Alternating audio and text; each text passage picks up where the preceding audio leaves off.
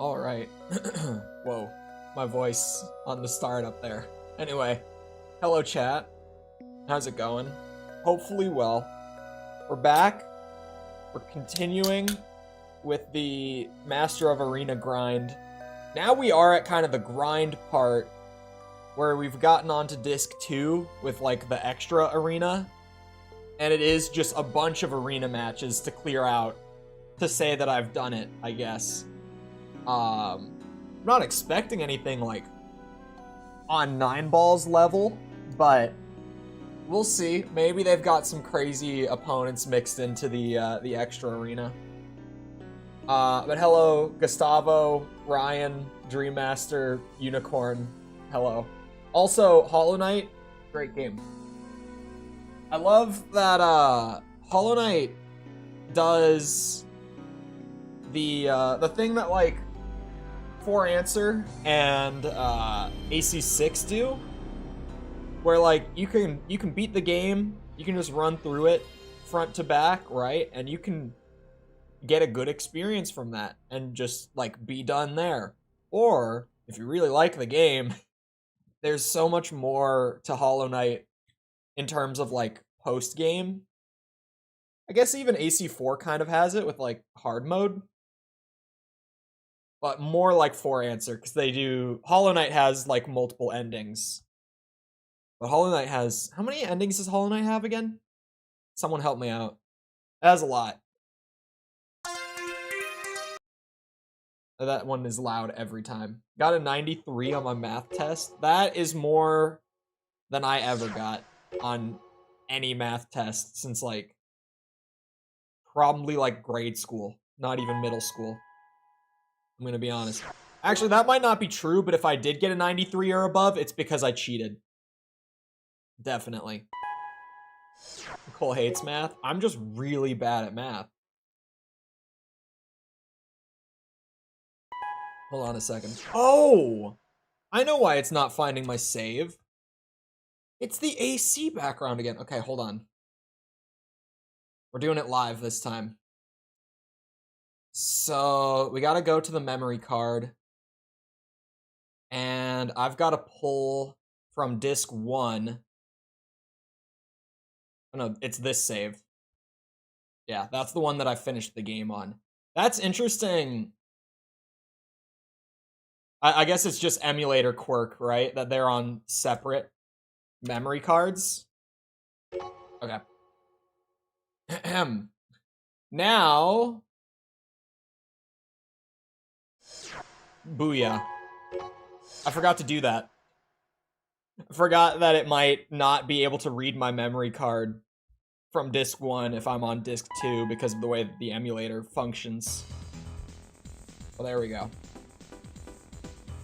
To each his own. Yeah, no, I'm so bad at math. I mean, geometry was one of the classes in high school that I like almost actually failed. And algebra 2. Actually, I also almost failed algebra 2. I think I was okay in algebra 1. I think I got like a C in algebra 1 or something like that, but I didn't like almost fail it. Anyway. Yeah, math was not for me. Geometry is? Bro, I did not understand geometry. Well, our teacher also sucked. Shinji, thank you for the sub. Appreciate it. Our teacher was also bad. My geometry teacher in high school. Like, I remember I remember this so well. It was our trigonometry unit, right? It was when we did trig in that class. We did the big, like, unit test at the end of trig. And he had to like go to the front of the room, and he was pissed at us because the average score for the entire class on the trig test was a 16%. And he was like yelling at us for, you know, he can teach all day, but if we don't want to learn, then we're not going to learn anything. And I was like, man, if your class averages a 16%, it can't be that everyone in the class doesn't care. I don't think you realize. It might be one of those things where it's like, oh wait, am I the problem? Potentially? I remember that so well, because he was such a bitch. They graded on a curve in geometry? Oh, for yours. I was like, huh? I always got like a 99, 100. Oh, grading on a curve would be so nice, though. Hold on. This AC's setup emphasizes defense. This limits its... My hair does not want to stay up. Sorry, I keep messing with it. But it keeps slipping down. I'm trying to prevent it from happening before it, like, actually comes down. And it's just... It doesn't want to stay up. It's too heavy at this point. There's too much hair. My hair doesn't look that long until it's down. And then it's like... My hair is, like, to my mouth, lengthwise. Or actually, I don't think it's quite there right now. But normally, by the time that I get it cut, it's around that point.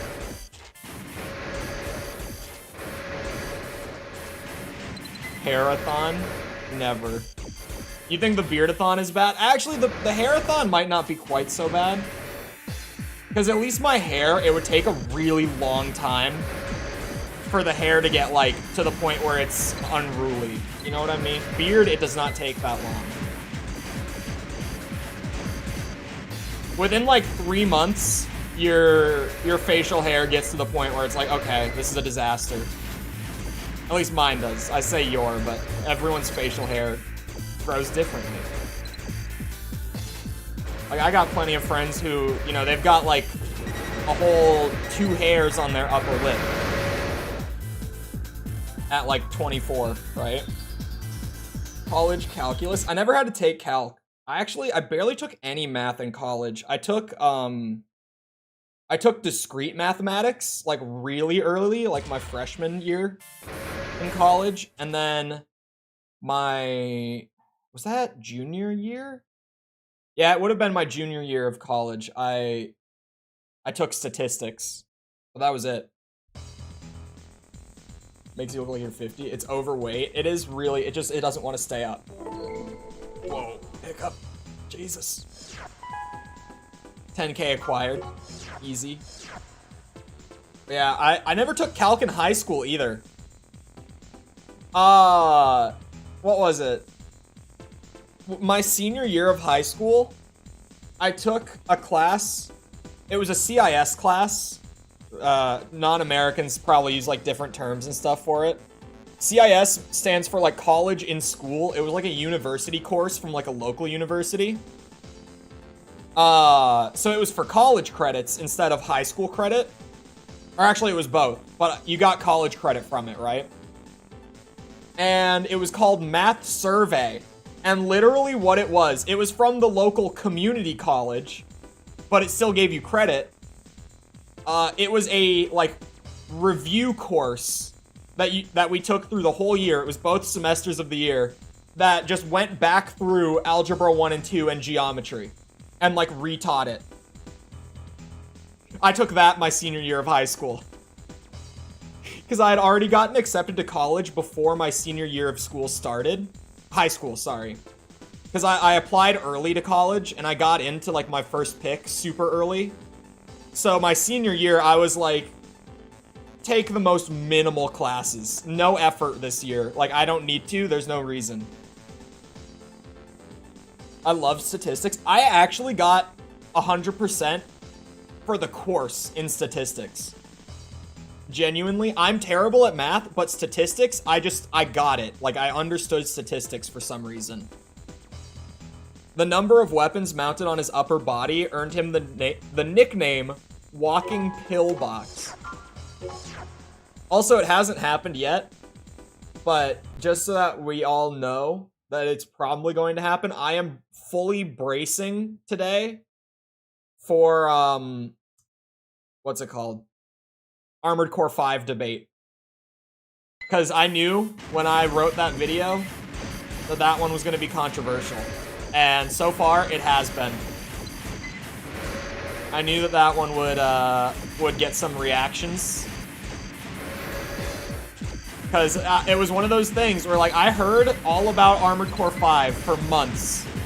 Right? Very little good. I pretty much only heard bad things, like, since the start of the series about 5. And then I played it, and I was like, you know what? I think I like Armored Core 5. And sure enough, people disagree. I could feel that one coming, and yeah. Oh my god. I literally just went to the comments, and one that got posted right as I started stream is so long that my monitor cannot fit it, and it's bullet points of what they didn't like about Armored Core 5. It cannot fit the whole comment on my monitor.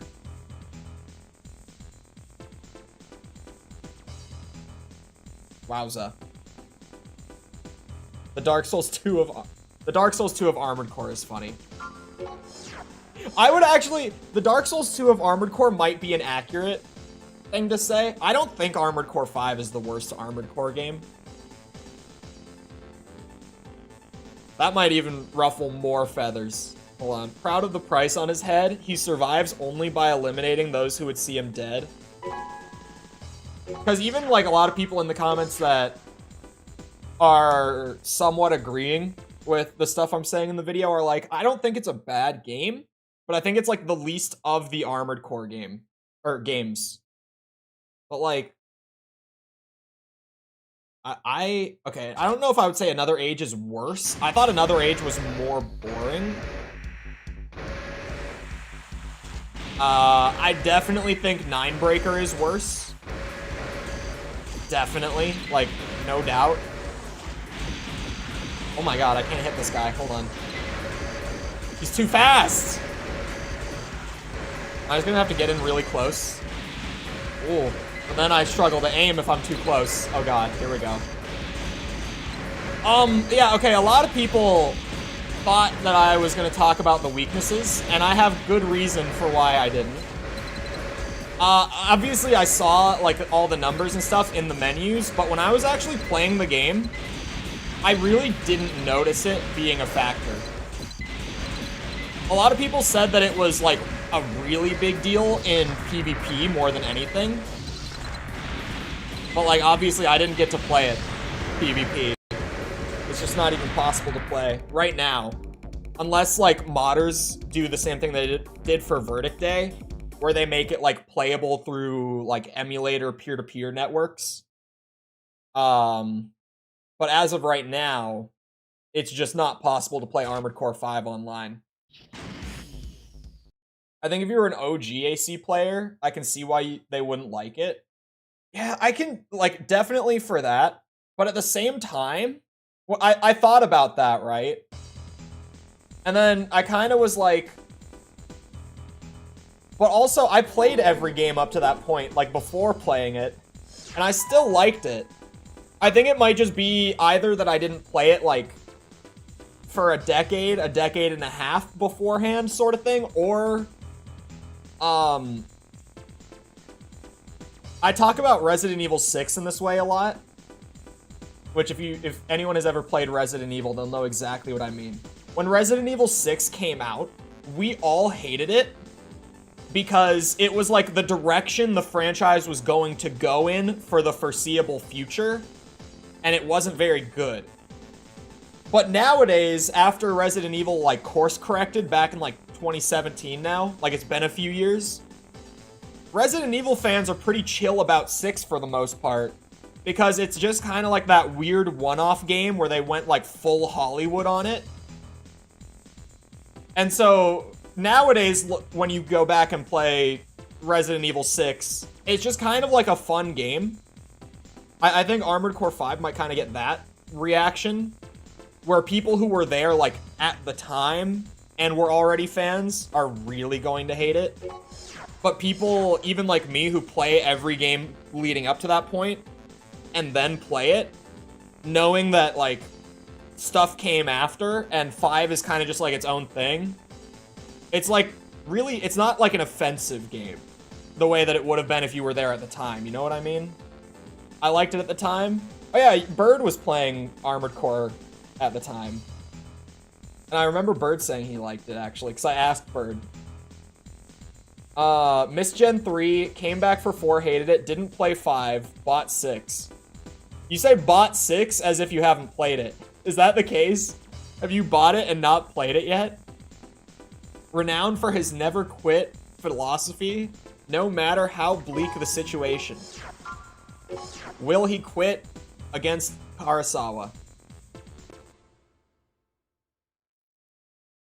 I really like Gen 4. Gen 4's, like, gameplay loop is so damn good. It's like, when I played Armored Core 4, I was so, like my heart was confused. Because I really, like, the core gameplay was so, like, fun. It was very different, and it was kind of weird to get used to at first, but, like, it was fun. And then, like, you know, the story was bad. The presentation was bad. Like, kind of everything around just the core gameplay loop, I didn't like. But the core gameplay loop, I really liked. And I was just so confused. They nerfed the bosses before I could make it to them. Limited my time and desire to play. Now it would feel like a hollow victory. Isn't there a thing? I don't know how to do it, but I think that there's a way on Steam that you can, like, revert your revision of games. But at the same time now, they did also just nerf, like, all the best weapons.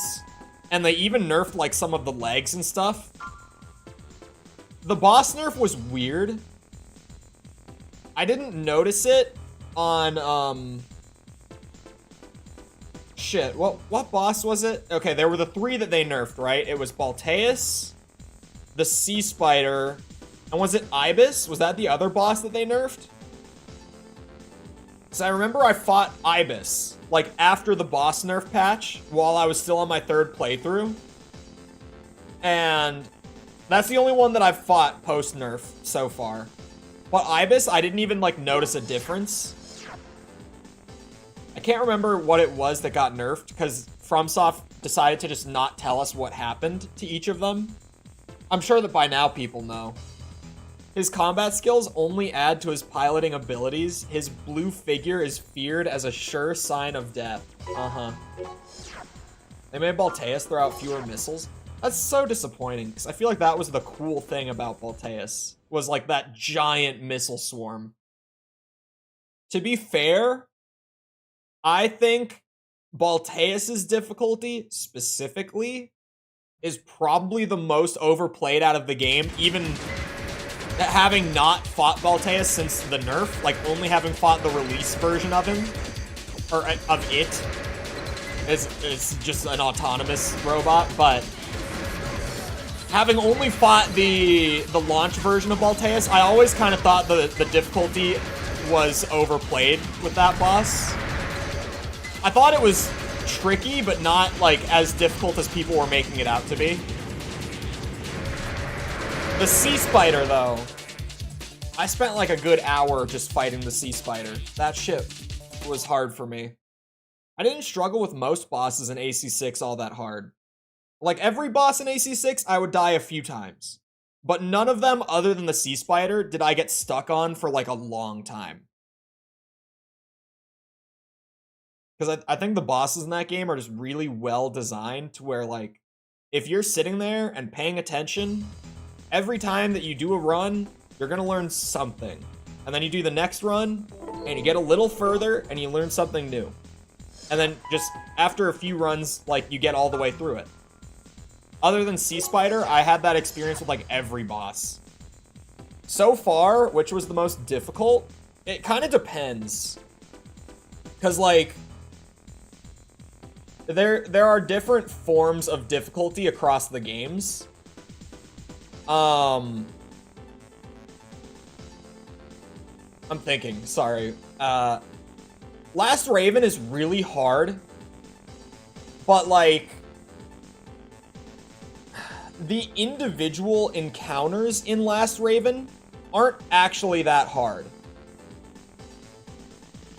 It's more that, like, the missions are so long and your resources are so stretched thin that is where the difficulty comes from. If that makes sense. Whereas, like, Armored Core 6 is really hard, but it's more, like, they give you the repair kits, and if you die and respawn, your ammo refills, but, like, the game is still hard, right? Even with the resupplying, you will still die over and over again. Until I saw the current prices for it. Oh man, the prices for all the old games right now are ridiculous. An archaeologist, he likes fighting in filthy inland waters. His experience dates to the Great Destruction. We're of course gonna have to reanalyze which is the hardest after 100%. True. Because so far, every single Gen 1 game, I would say, was way less difficult this time around than when I first played them. Because the first time through, I'm trying to figure out how to build things. I'm trying to figure out how these controls even work. Like, the first time I played the Gen 1 games, I struggled, but this time through, I kind of breezed through all of them. Other than that, that giant tank thing that I had never seen in Master of Arena the other day, that thing I died to for like 30 minutes, actually. That was even harder than Seraph for me.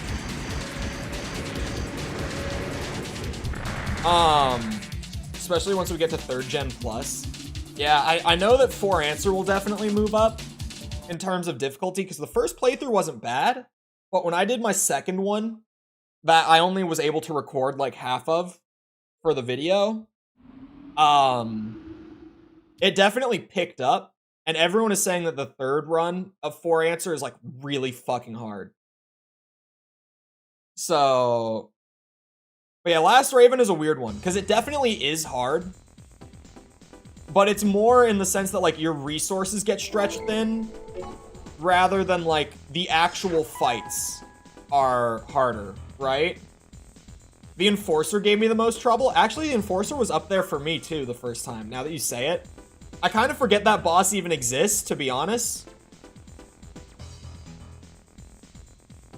Oh yeah, hard mode too. His emblem is actually a good luck charm. He's known to be very careful and superstitious. I'm working on Verdict Day right now. I gotta say, Verdict Day is hard. No one had ever mentioned it being hard, so I wasn't like expecting it, and AC5 had its moments where it was hard, but it generally wasn't that bad. Verdict Day is hard. Like, actually, I've had a lot of missions already on Verdict Day, and I'm probably, I don't know, I think I'm like only halfway through about. But I have definitely been surprised by the difficulty in Verdict Day. Okay. I love when my Karasawa shots just trail like an inch behind and barely miss. It's like the one weakness of this weapon. If all these shots connected, you would be dead, okay? It's got that little stun shit. There we go. Came after 4th Gen. If there was a slower boiling of the frog, people wouldn't have been nearly as hostile. Well, even the comments now, the comments today have been wild. And some of them I just really don't agree with. Like, some of them I feel like it's like, okay, that's, there are things that are like up to interpretation or like personal opinion, and then there's other things. Like one guy said that the game is completely unplayable without multiplayer. And I was like, I just played the whole thing. I played like 12 hours of the game in single player. What are you talking about? Like, not just unplayable. He was saying like there's nothing to the game, like there's nothing to do without the multiplayer. Stuff like that, where I'm kind of like, this isn't even an opinion thing. Like, this is just This is just not even... I don't know. Hold on, I'm looking for an example. I'm scrolling right now. One comment that I thought was interesting. Hold on, here it is. I just came across it and I was looking for the part. It's like one part of a longer comment. But something that I didn't even consider. This guy said he was really pumped about the new visual style, but when he got into the game, he was really let down because he's colorblind. So, like, the lack of contrast being so low in AC5's colors made it so that everything kind of just blended for him. And I was like, that is actually, like, very interesting. Just because, like, I'm colorblind, but I'm probably... There are so many different kinds of colorblind. He's probably one that struggles more with, like, browns and stuff compared to me.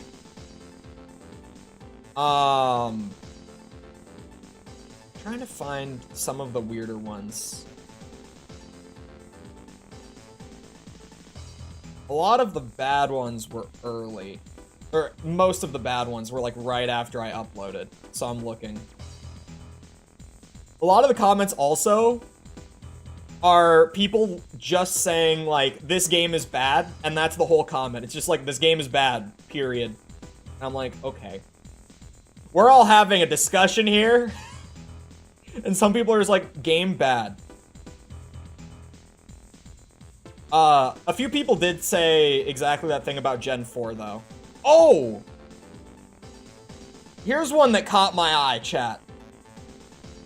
Here's one that caught my eye.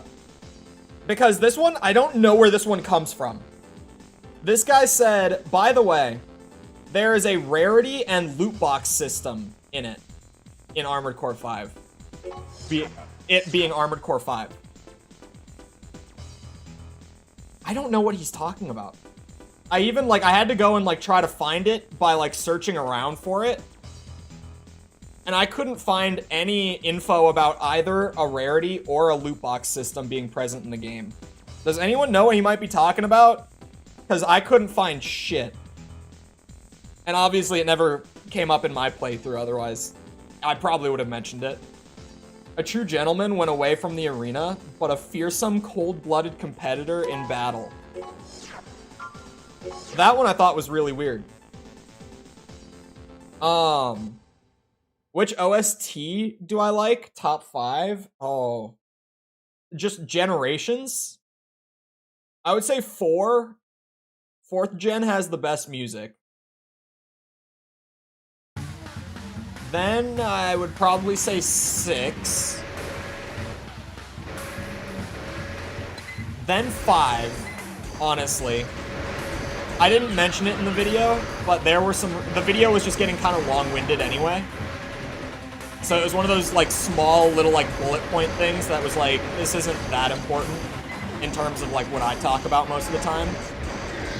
But the music in 5, and so far 4, or I said 4 answer. Verdict Day. Pretty good. We all know how that went instead. I think 6's movement is interesting. Because it feels like an amalgamation. It feels like they went for like Gen 4's movement, but with like mechanics. Sorry, Gen 4's mechanics, but with like the speed and pace of like Gen 3. If that makes sense. Like the quick boosts, boosting along the ground, not taking energy. Assault boost is overboost. You really need an alert or a sound alert for redeems. I might have to. Oh, god damn it. Alright, caveman mode it is. His AC consists of basic parts, but still remains well balanced offensively and defensively. Hold on. Setting a timer for caveman mode. There. Just so that Chole doesn't have to keep count of the minutes. If Gen 6... Huh?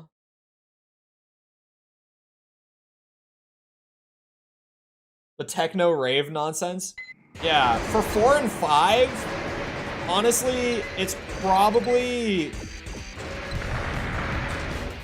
Chole could probably go either way between Gen 1 or 3. Like, in all honesty,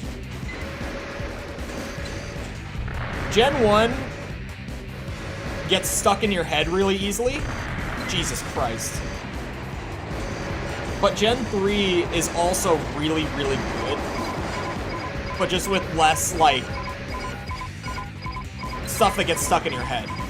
For lack of a better way of putting it. Like, less songs that you'll sit there and jam to, but still, like, really, really good music. There's a mod to put 4th gen movement into AC6.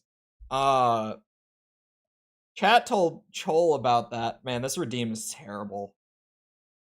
Don't remember any loot boxes? Yeah, Chole was looking for it for a while and just could not find anything about it.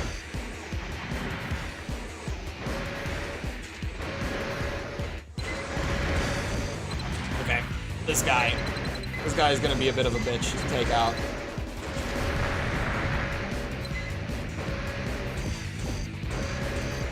Ooh, those were good shots, though. Ooh. Ow.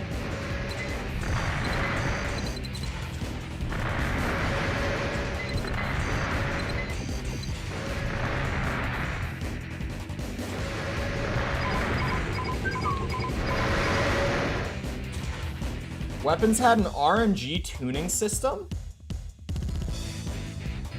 An RNG tuning system? That sounds weird. Maybe that's it? Maybe? Ooh. The day he releases a video and has to talk about his opinions. Yeah. Something, right? No. Chole did not see Moonlight in 5. At least, Chole doesn't think he saw Moonlight. Ow. Because, there's actually gonna be a good amount of parts that Chole didn't see in 5 because of the team level system. When Chole finished the game, like, once all the missions were complete, the team level was at, like, 41 or something like that. Like, low 40s. Doesn't really matter what exactly it was, but low 40s. And the level at which, like, you'll have unlocked all the parts is level 50. So Chole would have to do, like, some mission repeating and grinding to see, like, everything. Weapon tuning was tied to the servers, so... Oh. Maybe that's what they were talking about then?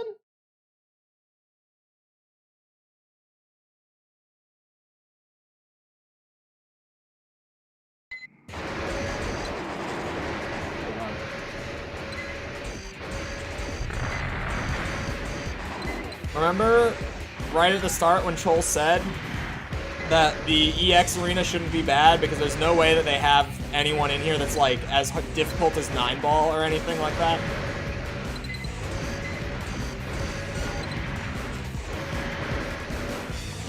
Remember at the start when those words were spoken?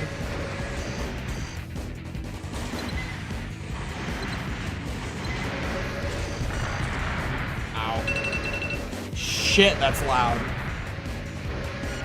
Well, my ringer's on full blast for some reason. To be fair, I always have my phone on vibrate, so I just wouldn't know. It's in your back? In my vid? Wait, what? Did they have it and it just wasn't called Moonlight? Ow. Did I equip it unknowingly? I used some laser blades, but not really. The melee hits, like, insanely hard in 5. Well, in Gen 5. But it's really skill dependent to connect. And I do not have the level of finesse yet with that system to be able to connect melee safely, consistently. Son of a bitch. Oh, ow. The landmines. Like, I'm kind of hoping that he hits them more than I hit them, and yet I seem to be the only one getting hit by them. Oh, enemies had it in my vid. I didn't notice it. Like, at least I didn't catch out that it was Moonlight. Damn it, I thought I could take cover behind the rock while I was getting some energy back. Maybe I just need a different map. I don't want to,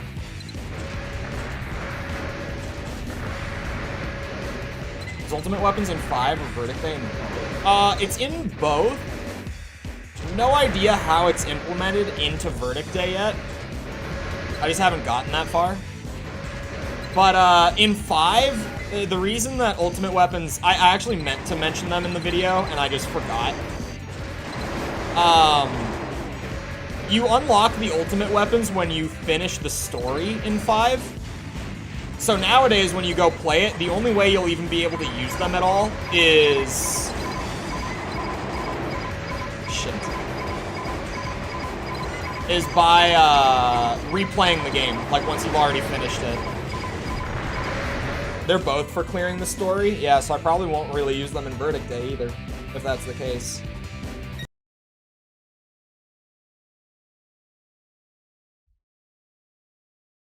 That shit's good. That's really good.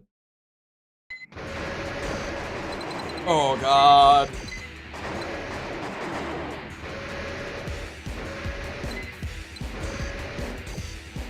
Shit. My FCS doesn't have that kind of range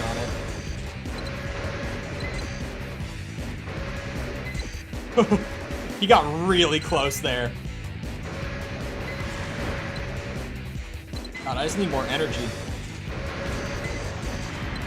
Oh, ow. I was excited because he hit the mines. Of course, they chain into me. Ow, son of a bitch.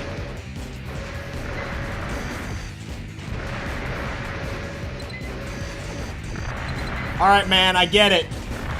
I get it. I underestimated you.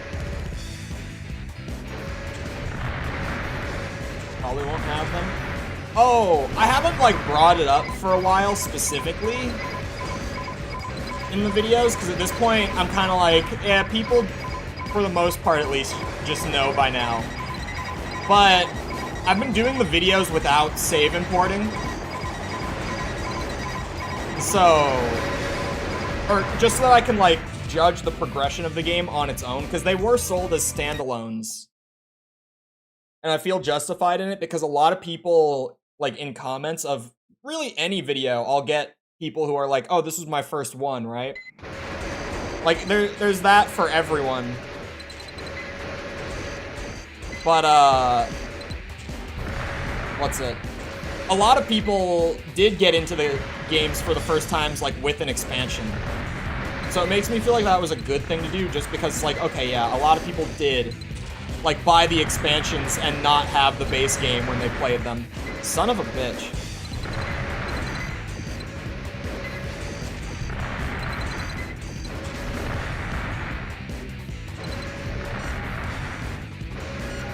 Yes, it is a mini-map. It's a radar, but... yeah, mini-map. Ow. Did the missile hit a landmine? Is that what happened there? Oh, come on.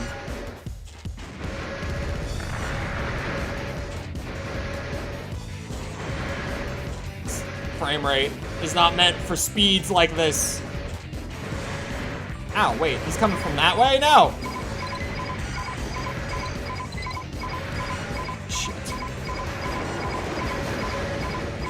There was a chance on that. Or arms forts, or both. Arms forts were so cool, man. I would love arms forts back. I know that a lot of people said that the Strider was like one, but like, it's not the same. The Strider in 6, I mean. Lionel, welcome. Thank you for the sub, appreciate it.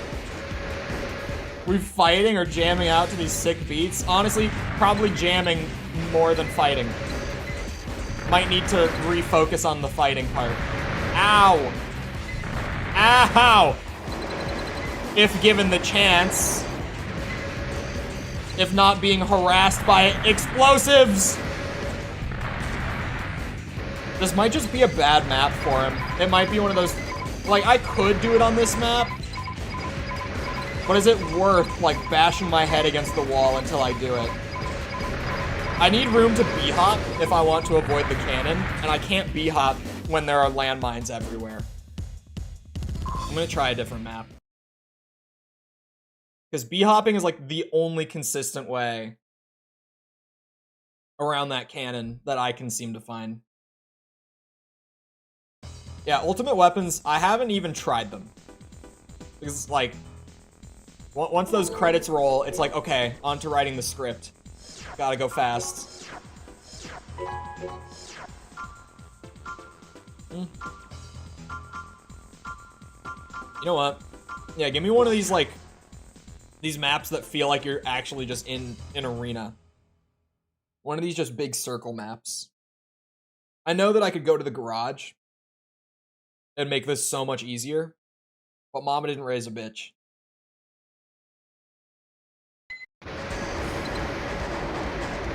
Ow.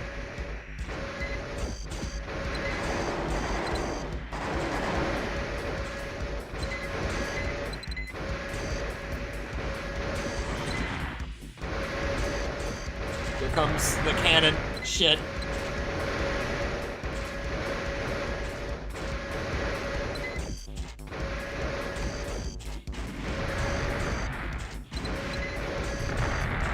Come on. One of these shots has to hit the guy. He really likes to change up his direction a lot, though. I can't really keep my distance and hit him. Son of a bitch. Oh, that? Okay. That one connected. Yeah, I like these dome maps a lot. Ow.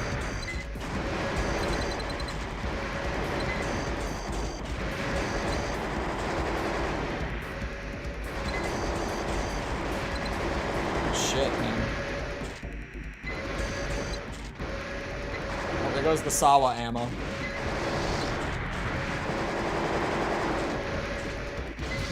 Shit. I thought I was gonna turn a little faster. I feel like that splash damage should have hit him. I think the fact that they can get, like, hit by the direct impact of it, but it only deals damage through splash is so janky. Ow. So, like, if they're flying upwards and they just, yeah, like that, where, like, it direct hit him, but then he flew out of the splash by the time it actually had damage frames. It's kind of weird. I don't know if that's all the, like, shoulder cannons in this game, or just this one. Not sure. Come on now. Don't do this to me. Okay. Oh, okay, there we go. Jesus. Run these hands, Raven, then you got folded like a lawn chair. That works for me. He just moved so much that the Karasawa could not hit him. It was... Or the shoulder cannon, to be honest. It was just kind of like waiting for the right moment to actually land a shot. While also needing to dodge like 3 different kinds of damage. AC6 on low settings looks a bit weird. Yeah, I think it's here as like a throwback, right? Seeing someone new actually go back and appreciate the old ones. Thank you. The video on 5 did not upset you. I'm joking for the most part with that, by the way. I knew when I wrote it, I was like, yeah, this is gonna be one of those videos where I'm kind of doing this to myself a little bit. But I'm glad that you enjoyed them.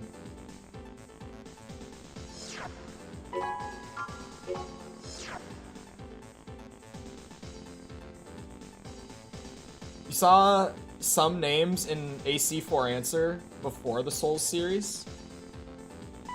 What other ones were there? Because I haven't played Bloodborne. So that one I missed. Didn't bother me. Wait. God damn it. Now it's gonna... Alright, hold on. I thankfully just saved my game. I thought they would have a reset button here.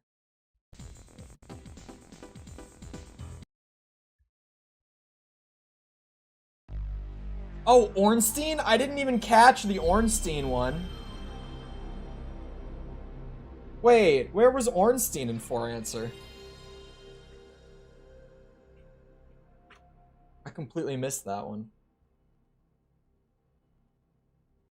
Oh, it was just one of the, he was one of the arena pilots, too. I just genuinely missed the fact that his name was Ornstein, I guess.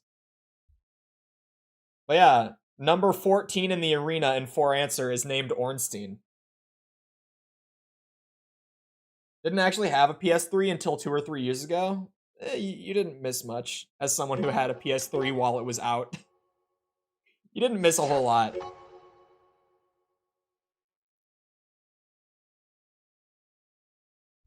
I'm just a PS3 hater, ignore me.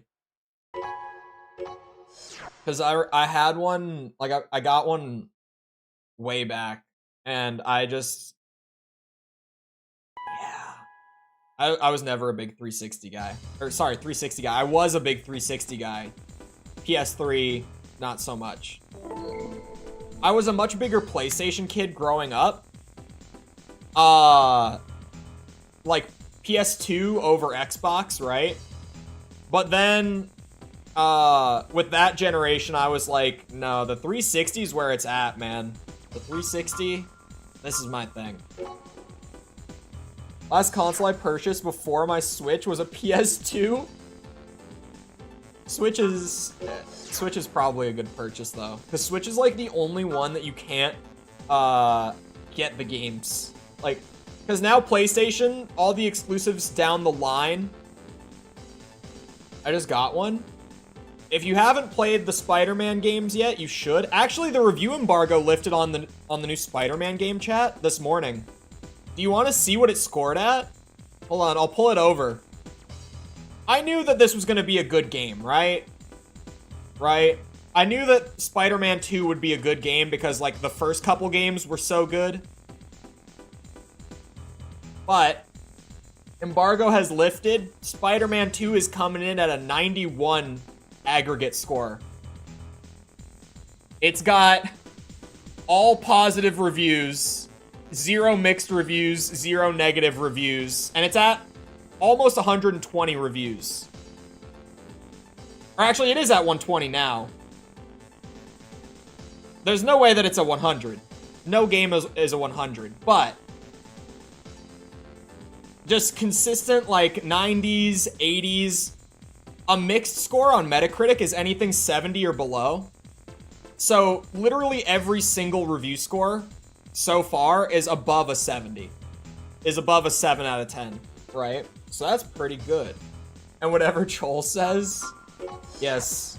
I thought Armored Core 5 was actually okay, so I clearly have fantastic taste. I'm trying to think. PlayStation exclusives. I would say the Spider-Man games easily are my favorite PlayStation exclusives in recent years.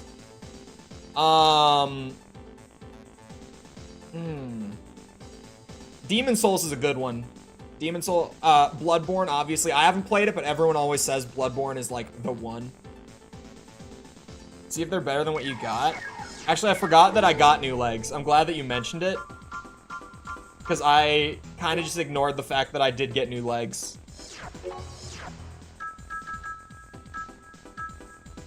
So you do get some parts from disc 2 then as well, which I was not expecting, but here we are. Oh wait, they would have been right here. They would be. This isn't what I got. I had those. Oh, they're gonna be mixed in somewhere. Shit. Was it these legs? I think it was these ones. Before I even consider getting a PS5, I was considering getting one for Spider-Man 2.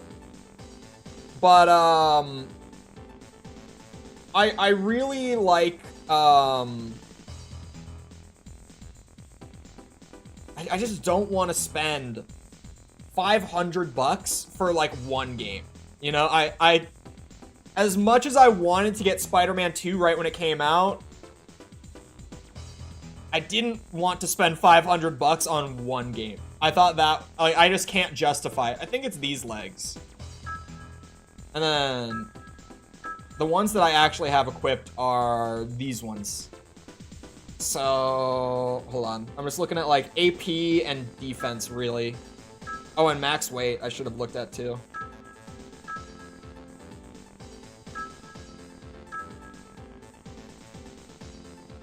Yeah, these are better. Those legs are better. Oh wait, max weight doesn't matter. What am I talking about? I said it. I don't need it. Getting all PS4 games I missed out on. Cheap disc copies. That's true. Hold on. I'm getting caught up. AC5 is like Dark Souls 2. Not really a bad game, but just doesn't shine as brightly. Yeah, I think that's a good way of putting it. I think 6.5 is more than fair. Yeah, because I didn't say that it's like a fantastic game. I gave it, what, did I give it a 6.8? You'd think I would remember. These videos consume like my entire week outside of streaming and stuff. I did give it a 6.8. I had to open the script and check. I said 6.8. Like, I didn't give it the highest review by any means. I was just like, this isn't that bad. I thought this was fun. Offset somewhat by its less effective shoulder weapons. Okay. Oh.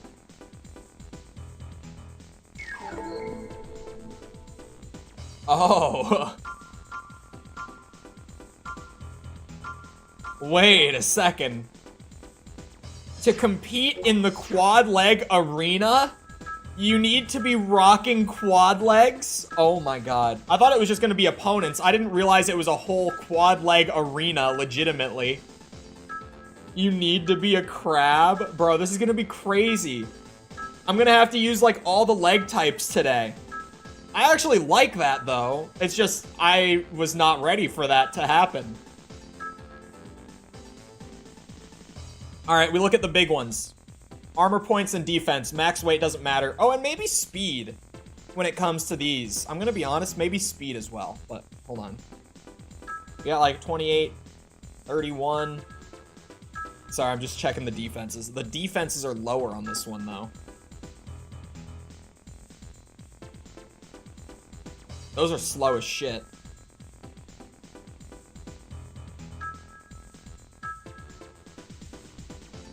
That's some crazy... These so far? Oh, shit!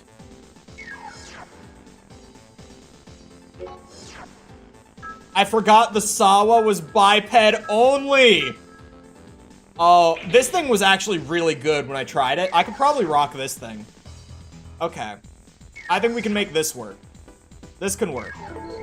This, like, full auto energy rifle was not bad when I tried it. I forgot. The Karasawa only works with biped legs in Gen 1. And someone mentioned it in chat, but I was like, oh, that's a weird quirk. And then I completely forgot until right now.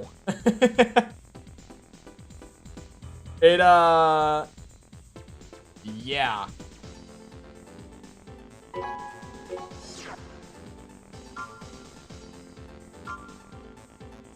Imagine going to the EX arena without importing your save. Oh, you mean from, like, disc 1? Like, starting a new save for the EX arena? Hell no. Gen 2 has that too? Interesting. Okay, Crab Arena. Here we go. We'll see how the speed feels on these legs. Like, I might go lightweight just to be able to zoom around. This is so stupid. Stupid in like a good way, okay? When I say stupid, it doesn't always mean bad. Sometimes I mean it in like an endearing way. Like right now, where I'm like, we are just gonna be doing crab fights for the next 30 minutes to an hour now. This crab don't stand a chance. He hasn't even fired a bullet. I don't know what he's doing.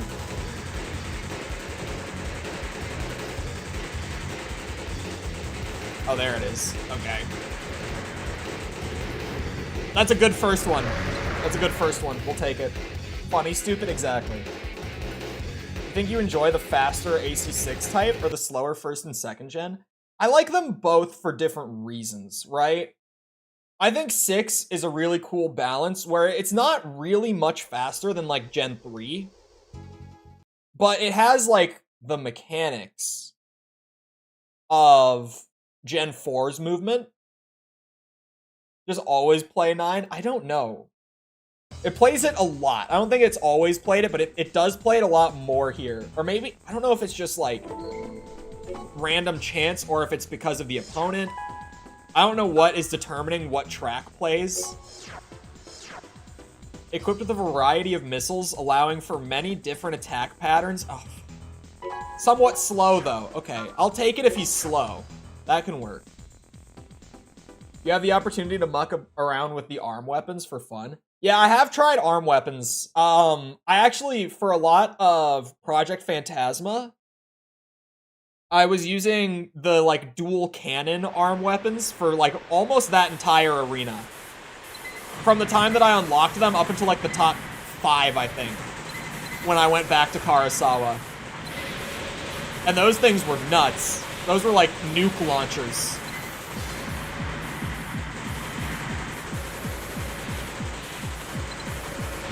I think 6 has a really good pace, though. I really like 6's pace.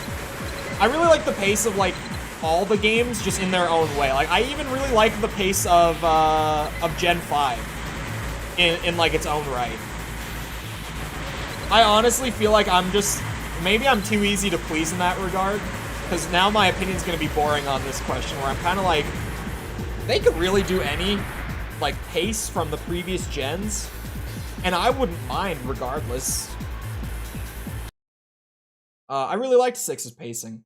I played 6 when it came out. I played through it on stream. I'm gonna be replaying it like next week when I get to that video. That's another thing. I've only got like 2 weeks left of the Armored Core series. Like next week, on the Verdict Day video, I'm gonna have that poll go out again for voting on the next series, and that'll be the last time. Like, that'll be... Because once I finish the AC6 video, like, before it comes out, I'll start working on whatever we do next. Just from lack of time, but it's been great so far. I think waiting 10 years for an AC game made me just want anything.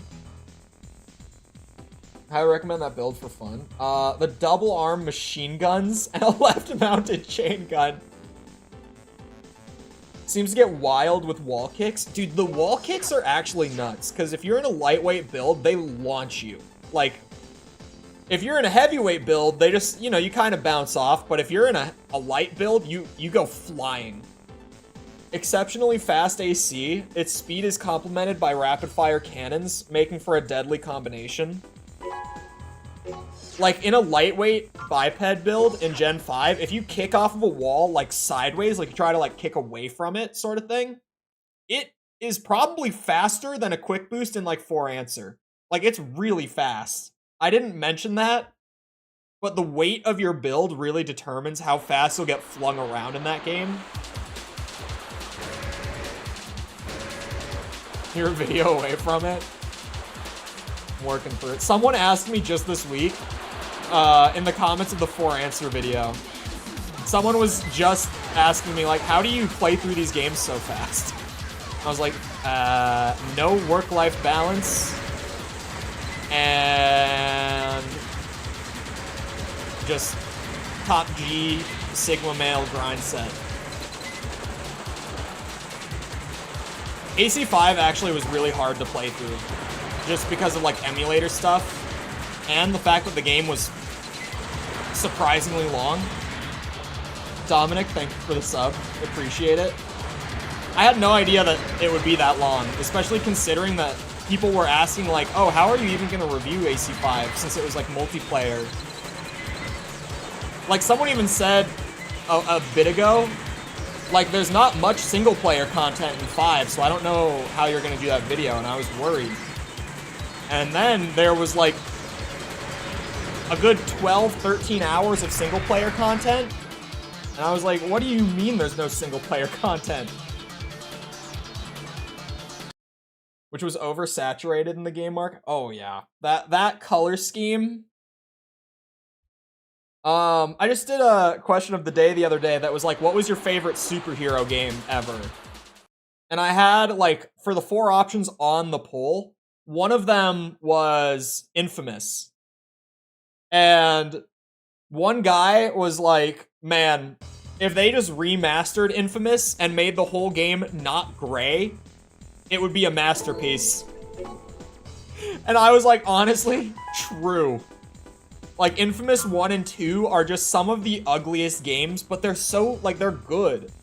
But they're just so ugly. AC design pleasing to the eye. Its combat performance rating also receives high marks. Oh, Most Wanted. Yeah, that game, if I remember right, I didn't play it much since I was a kid, so I might not remember it as well. But isn't it, like, purely orange? Need for Speed Most Wanted. Isn't it literally just, like, orange? That's what I remember it being, at least.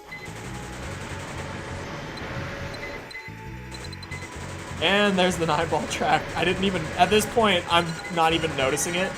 Oh shit, I'm using an energy weapon. Bro, I'm not leaving the arena. I'm perfectly within bounds right now. Don't worry about it.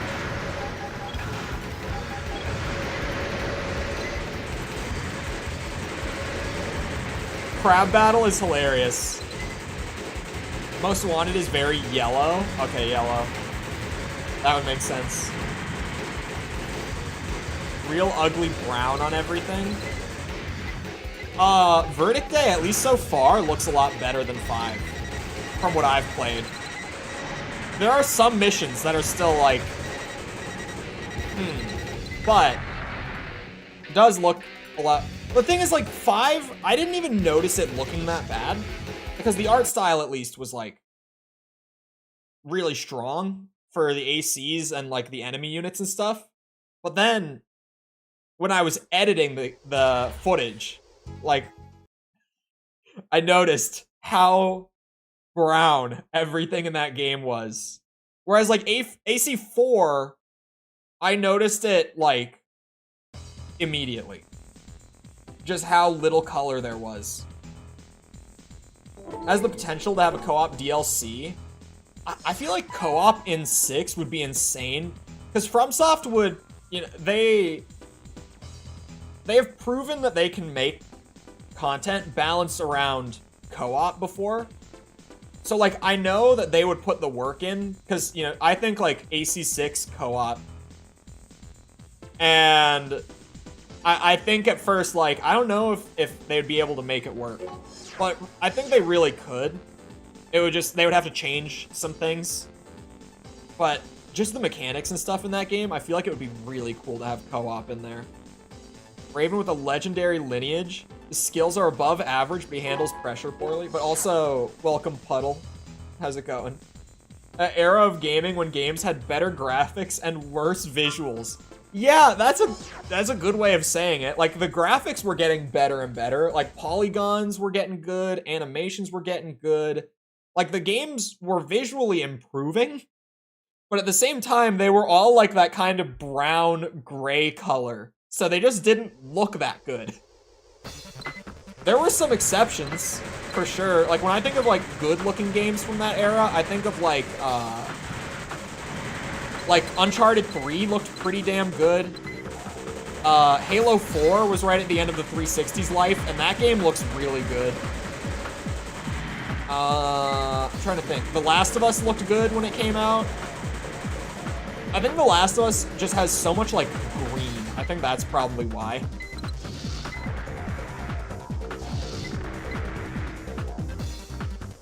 Even, like, in the absolute worst part of it, for me, which was, like, 2007, Halo 3 came out, and that game had great colors.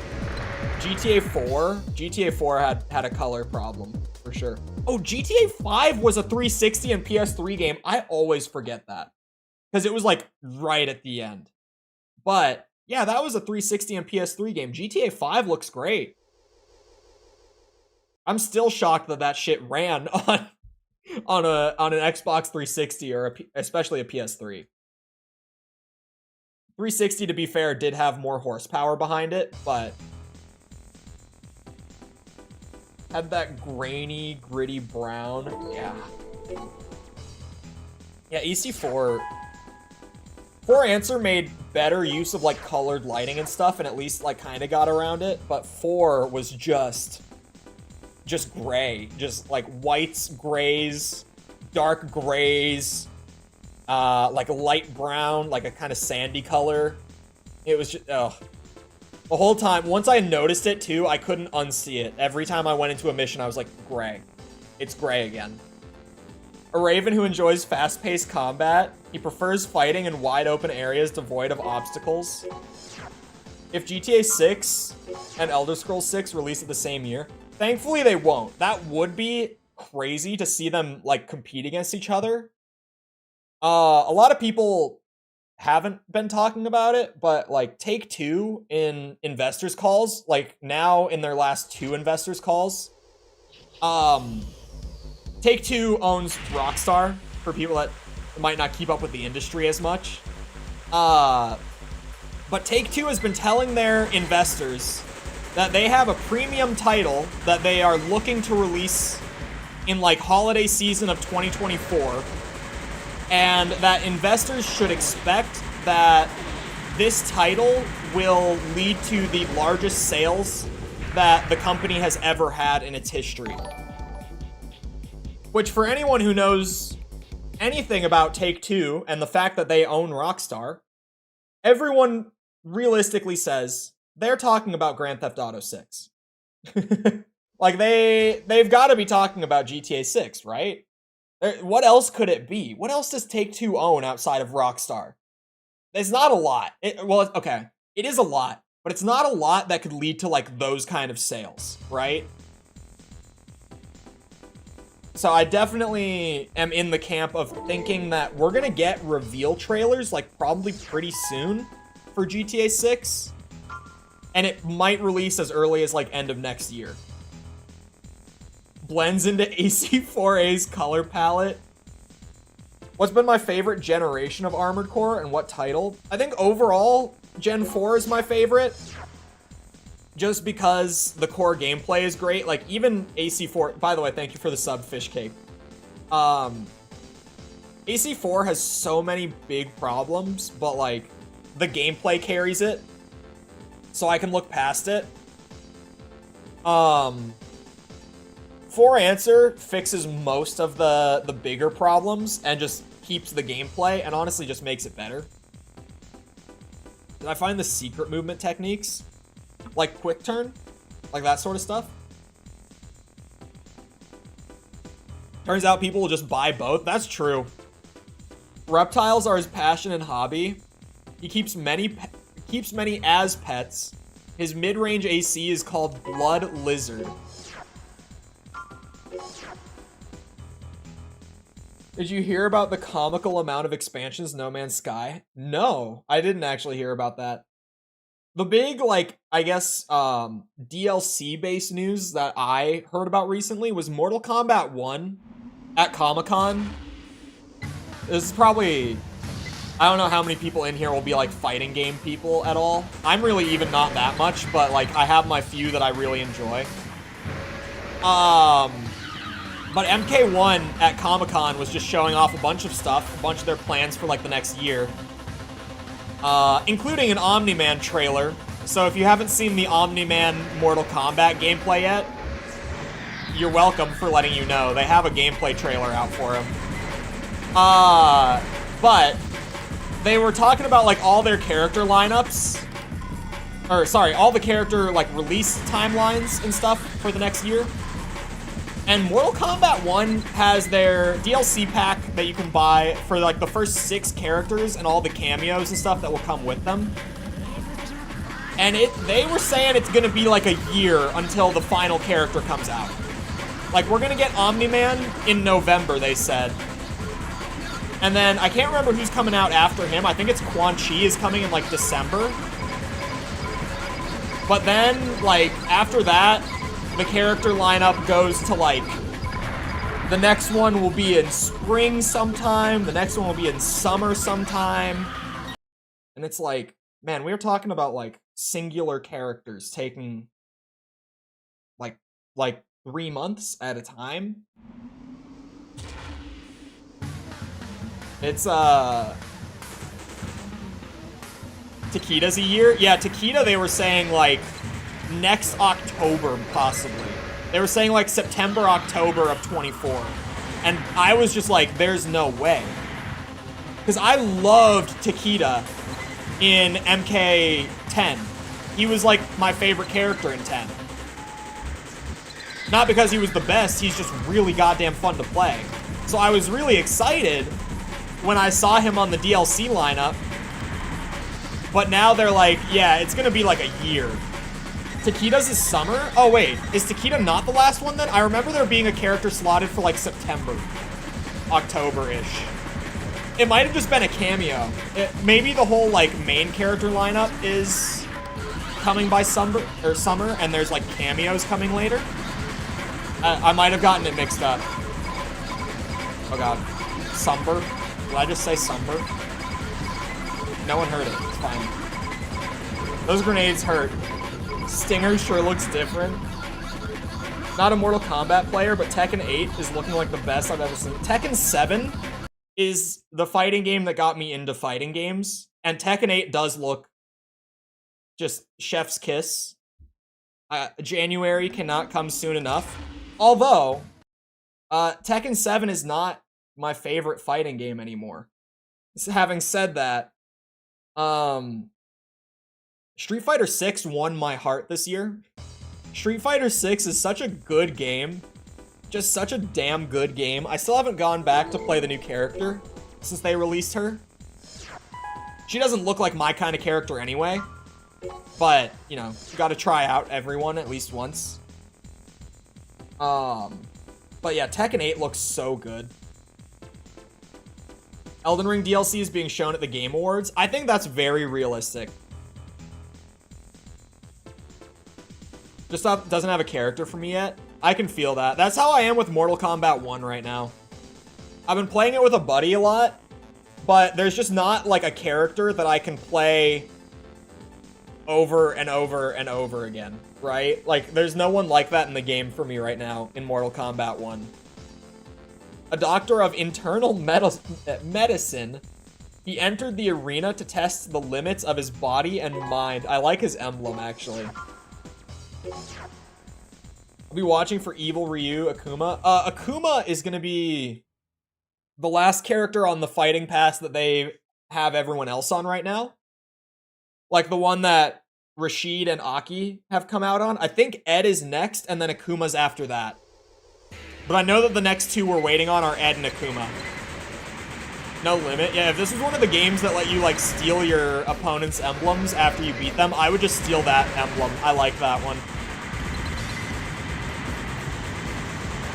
Oh, he has the nuke launcher. Oh, no. Man, I'm too slow on these crab legs. I can't get away from the nukes. Okay, that's fine. We just beat him out first.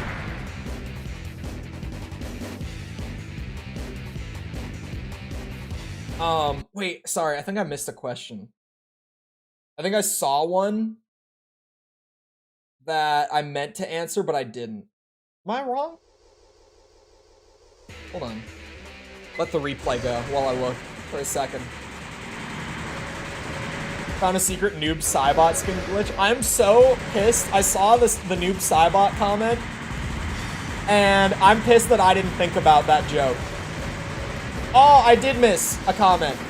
Ahmad, hopefully I'm saying it right. Wait, no, I answered that. Shit, never mind. I was like, yeah, what's my favorite generation? Never mind, I answered that. For a second, I was like, shit, here it is. Tetrapod Zukas. Look, I'm not gonna act like I didn't do the, what we called the rocket boat.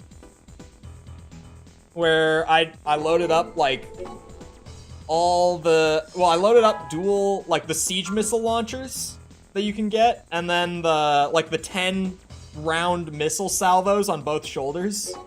I went up into the air, I floated, and I could shoot out bursts of, like, 48 missiles at a time if I fired all of them together. It was hilarious. I played with that on PvP for like 30 minutes, and it was one of the funniest AC builds I've ever done. Has the speed expected of a 4-legged AC. Comes equipped with powerful weapons and missiles. Did you see the rat build? I don't think so. I know that I've said it before on these streams, but that video from Vati showcasing like a bunch of unique AC6 builds, I thought that video was super cool. They had so many like interesting builds. Like unique is just the best word for it too, because none of them were like, oh, this is the meta build that you're gonna be able to like beat every challenge and PvP opponent in the game with.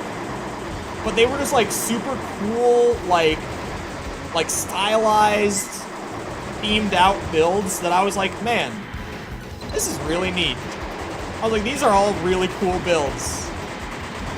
I'm definitely gonna like pull that video up and watch it again when I record my AC6 playthrough, and I'll probably just remake one of them to throw in, because I thought they were really dope. I thought that a lot of stuff in that video was super cool. And it was like a community thing too. Like I think only a couple of the builds in that video were actually him. And other than that, he just had people like send in a bunch of their most creative builds and he like showcased them. And I think that's really sweet. Like the Infinite Flight one. Oh, I don't remember the Infinite Flight one. I remember there being like a pure melee one, where the way that they got around the, you know, no melee weapons in the right hand was they put on that little like plasma shotgun that you can charge up, and it's like a punch when you shoot the big beam out of it. So he was like stunning with one of those little stun pistols in the left hand, and then when he got the stun, he would switch to like pile bunker and bunk him, and then do like the punch with the plasma shotgun that he was holding and charging up. And I was like, that's really sweet. And he themed it after like a hornet. So he like painted it bright yellow, and I can't remember what he called it, but he was even saying that like the punch from the little shotgun is almost like a stinger. And it was just stuff like that that I'm like, that's creative. I like that. Wait, shit, what did I need next? It was reverse joint, right? I looked and then I forgot on the way here because I was talking about that build. Is it banana time yet? It is not banana time yet. It's only been an hour. What are you talking about? Hello, Sepper. I love the Midwest, or sorry, not Midwest, Wild West town map. I love that it's making me change my legs for these. I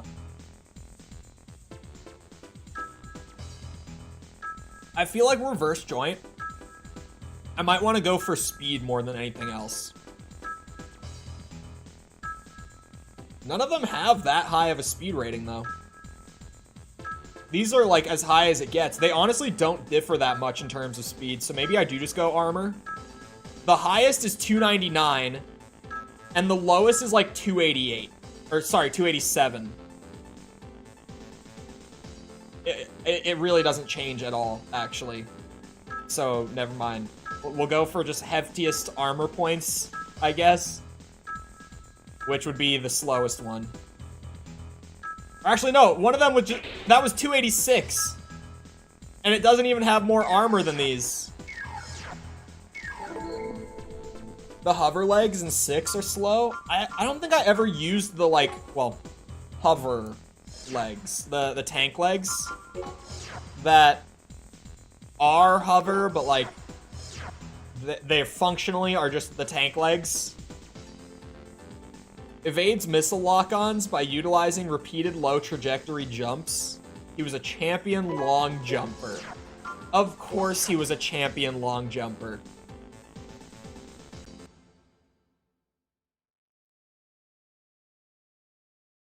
Speedy mech that uses the missile boats on arms.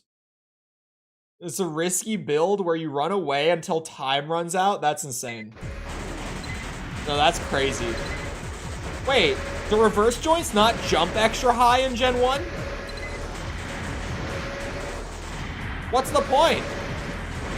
Ow. I'm not even getting big hops. I'm gonna be real, I don't think I ever used reverse joint in Gen 1. I think this is my first time. Where are my big hops at, man? Look at these little jumps.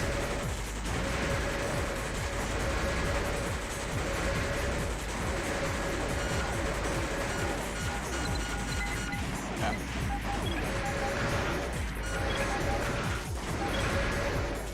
Made me see the light, or yeah, the light of hover legs. I didn't really get, I think the game that I used hover legs the most was like Nexus. In that game, something about the hovers just clicked with me for the first time. I used them a bit in AC2 as well, and like Another Age. They're good. They're just not my style most of the time, but Nexus I really like them. But hello, Arrow as well. Oh shit. Don't you have to be like stationary? Oh, do you? Hold on.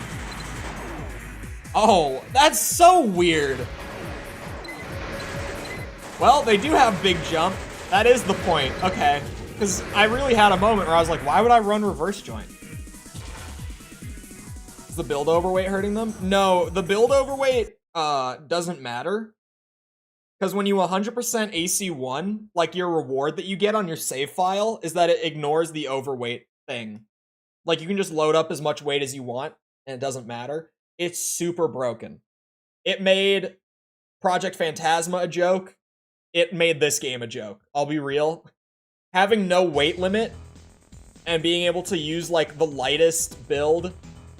Like I could run the lightest legs in the game and all the heaviest weapons and it will work perfectly fine. It is really, really busted. 3, I think, is where I use them the most. If I remember right, I think I pretty much played the entirety of AC3 with just bipeds. Powerful missile launchers on both shoulders make this AC an imposing and dangerous foe. Oh, I see in the picture of it that it has the nuke launchers. That's not just a powerful missile launcher. That's like the little portable nuke shit. Also no energy limit. Oh, really?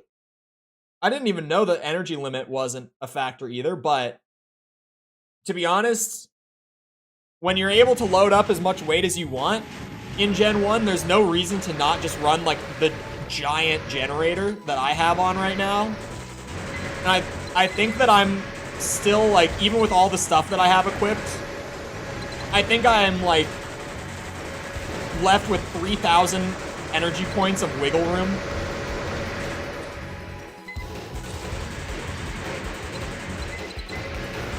Oh god. Okay, that one blew up.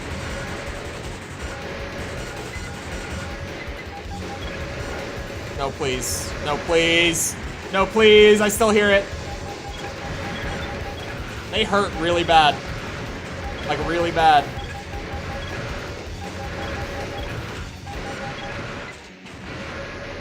Where do you go? There we go. Did I play 5 on Xenia or RPCS 3? Trying to get the 60 FPS and the textures working at the same time. Okay, I played on Xenia.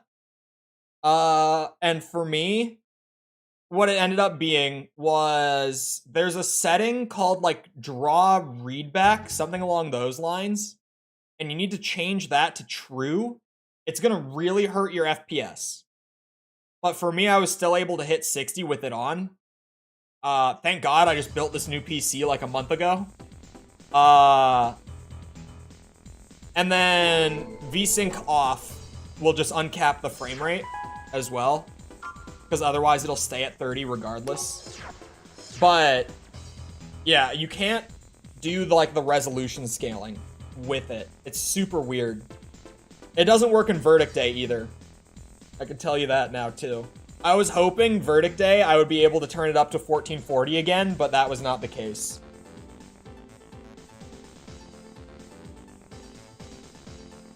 I think it fucks with high boost if you run at 60 instead of 30. Does it? I didn't notice high boost feeling weird. Maybe it did, and I don't have like the frame of reference. Middleweight bipeds are pretty much my go-to for a long time. I feel like when you first play through every Armored Core game, just a middleweight biped is like the best way to, what's it called? To do your first run of a game, if that makes sense. Like overall, because it doesn't do anything insanely well, but it also doesn't have any like major downsides. Sad it doesn't work on Verdict Day, because that's the one I'm going back to. Awkward weapons and parts load out. It's supposed to be one word. Loadout is reflected in his equally strange emblem choice. So you're telling me it's weird, like the piranha fish thing? Jack of all trades, yeah. Like it's the easiest to get through the games for the first time, just because it doesn't have all the downsides that other legs might. But then some games, there will be a certain leg type. Like, dude, AC5 reverse joint legs are crazy. Reverse joints, when none of the other ACs can like get that height advantage on you, and you can just press a button and launch. Reverse joints, I also abused the shit out of reverse joints in Last Raven as well. They were really good in that game. They were probably good in Nexus and Ninebreaker as well. I just didn't really notice how good they were until I was playing Last Raven when I needed them.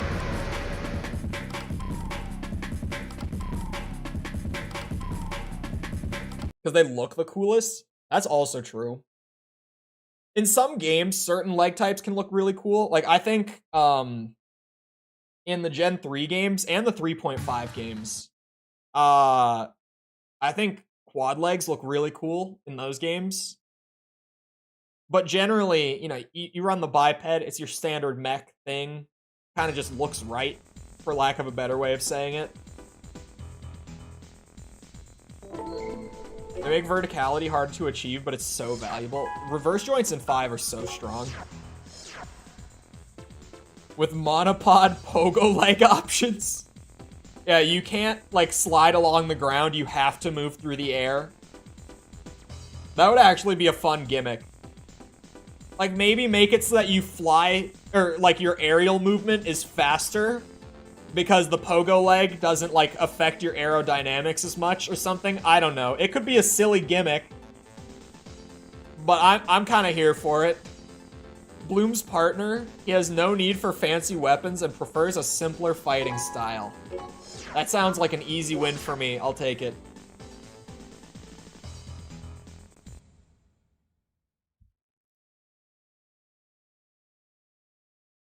That there's only one. Monopod, like a monocycle. It's literally just like a little stick that you can balance on when you're not moving, but to actually move, you have to be airborne. I think that could be a hilarious gimmick. And it might be genuinely fun, too, to have, like, fully aerial ACs.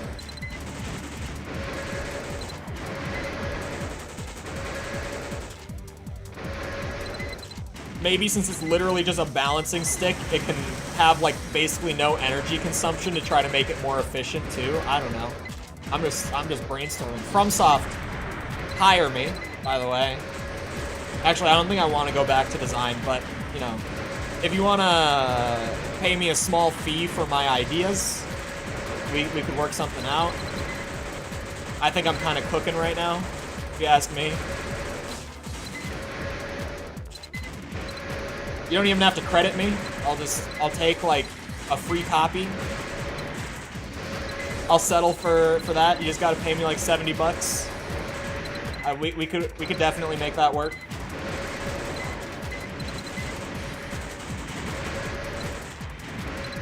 Or actually, FromSoft hasn't gone for the full 70 yet, have they? Just 60. Still works for me. Where did this guy just go? Pogo Core. I like this idea. Why did this never come back? Man, if I knew this was here, I would have bitched about this in every video. Sorry, the EX arena, like, limiting what leg type you use, like having full crab arena, full reverse join arena. I think this is a great idea. They should do this again. Like arena ladders that are locked behind your build type.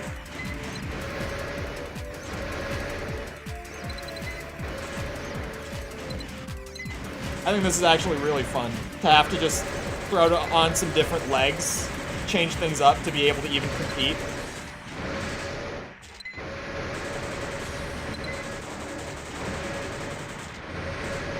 Ah, shit, he went behind the wall. I was just kind of blindly spraying. This thing's got so much ammo for arena fights. Oh, come on now. Really? Oh, how'd you get there? I need to watch my radar a little more. What the hell? This is what I'm talking about with the splash damage thing. How, like, the direct impact on this launcher doesn't actually deal the damage, the splash does. So if they're moving fast enough, you can direct hit them while they're going through the air and not deal damage. It's so weird. The upward thrusters in AC3 that instantly redline them if you use them on a heavy AC? I don't think I ever experienced that. But that sounds goofy as shit. Marley, thank you for the sub as well. Be a good way to get people to dip into different parts. I mean, here, I played all of Master of Arena with, like, literally the same legs. I didn't change my legs once. But then, all of a sudden, I have to throw on crab legs just to even compete in the quad leg arena. And now here I am with reverse joints. Multiple missile launchers and a long-range rifle create a... Why is that comma even there? That comma shouldn't even be there. Create a style opposite of his partners. Melee-only arenas. I think we all deserve to get paid for this idea. This is such a great idea. Melee-only arenas solidified it. Especially with the way that AC6 handled melee weapons, where each of them have like a fully unique moveset to one another. That could be so much fun. That could, oh, I don't know what. Hold on. Hello, Pika Station. How's it going? I gotta look in a second and see what the bot clapped for. It's probably nothing. It's probably just one of those little things that's like, yeah, nothing was wrong with the message, but the bot freaked out. That's why the automated timeouts are only 30 seconds. Because the bot does that. 30 seconds is enough to handle it if it's legit. And if it's not legit, it's not much of a problem. This guy is moving. I was not ready for this. He's a little hoppy. Look, I can do it too. I am draining my energy so fast.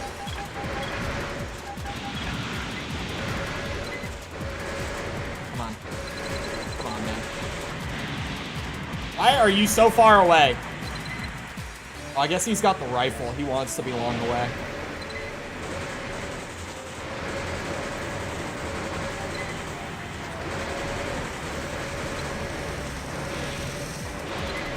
I was not ready for the 5th spot to put up such a fight. Oh, come on, 56. There we go. I was like, any one bullet that connects. Alright, what is it? Oh, it was the letter G. Yeah, that's the most common one, is the individual letter bot freak out. That one is like, I can't get rid of that one, because if we don't have it, that problem will be way worse. Sometimes forget that every Sky in the original trilogy in AC3 is actually fake. Yeah, I forgot about Chicken Little. That was a good, at least when I was a kid, I thought that was a good movie. I haven't seen that movie since I was a kid. But I loved Chicken Little when I was a kid. An AC equipped with powerful weapons wielded by fine-tuned joints. He's known for his accuracy. I think I even had like a Chicken Little game on like Xbox or PS2 or one of them. Like one of the consoles back then. I think I had a Chicken Little game, if I remember right. I would still have it if I do have it. I have like this big box of all my old games for like PS1, PS2. Well, actually the PS1 box is here at the house. The PS2 and Xbox box of stuff is in my storage unit. But my PS1 stuff I still use. Like actively use.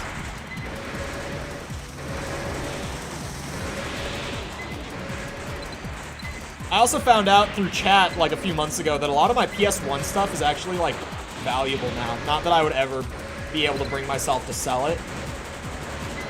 Like apparently my Silent Hill disc is worth like $100.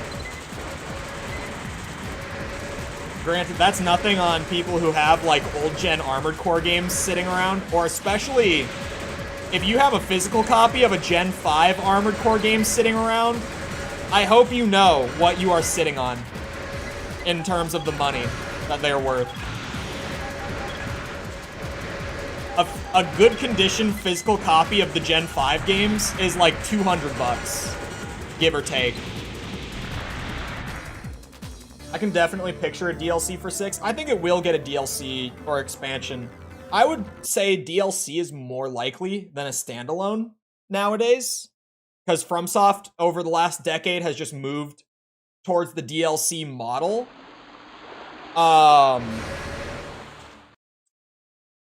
But I definitely think at least like a DLC. I just want reconfigurable legs, bipeds that turn into Tetras or tanks, like some Transformers shit, like your legs can change on the spot. That would be really cool, to be honest. I feel like that you have to balance some sort of downside into it, right? But that would be a sweet idea. Oh yeah, making neither mode as good as what a single type of leg does. Yeah. Something like that. I have all the physical copies of PS2 games. Yeah, hold on, let me go. Let's do Armored Core 5, because I know that one is like ridiculously priced. There's a website, by the way, for... Oh, maybe it's Verdict Day that's the really expensive one, actually. Because 5 is like sitting at about $110. I thought it was more. Hold on, was it Verdict Day? That was worth way more?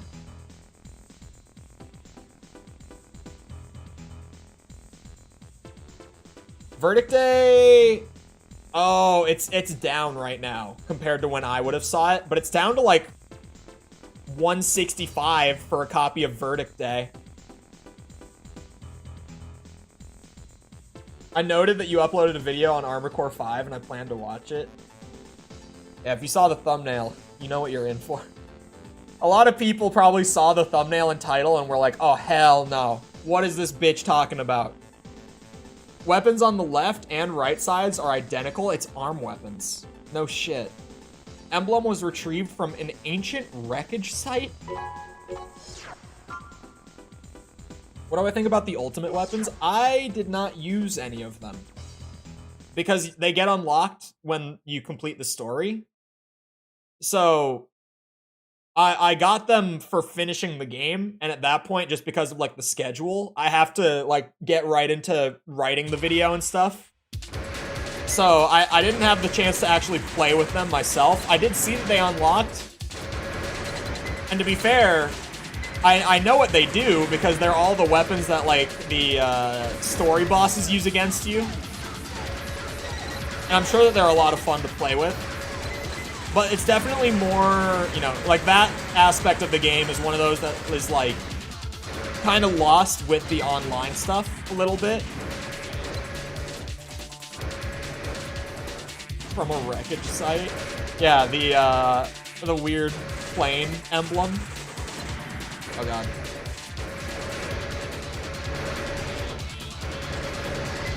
I saw 4 answer at one of my shops for like 114. Yeah, well, especially, I saw a lot of people saying that the reveal even of Armored Core 6, like just kind of the week after that reveal trailer went up, the prices for all the old gen games shot up pretty much immediately. Which would make sense. Because it's like, oh, here's all these games, like 15 different games that all sold like less than 1 million copies in their lifetime. Like there's less than 1 million copies of them out there.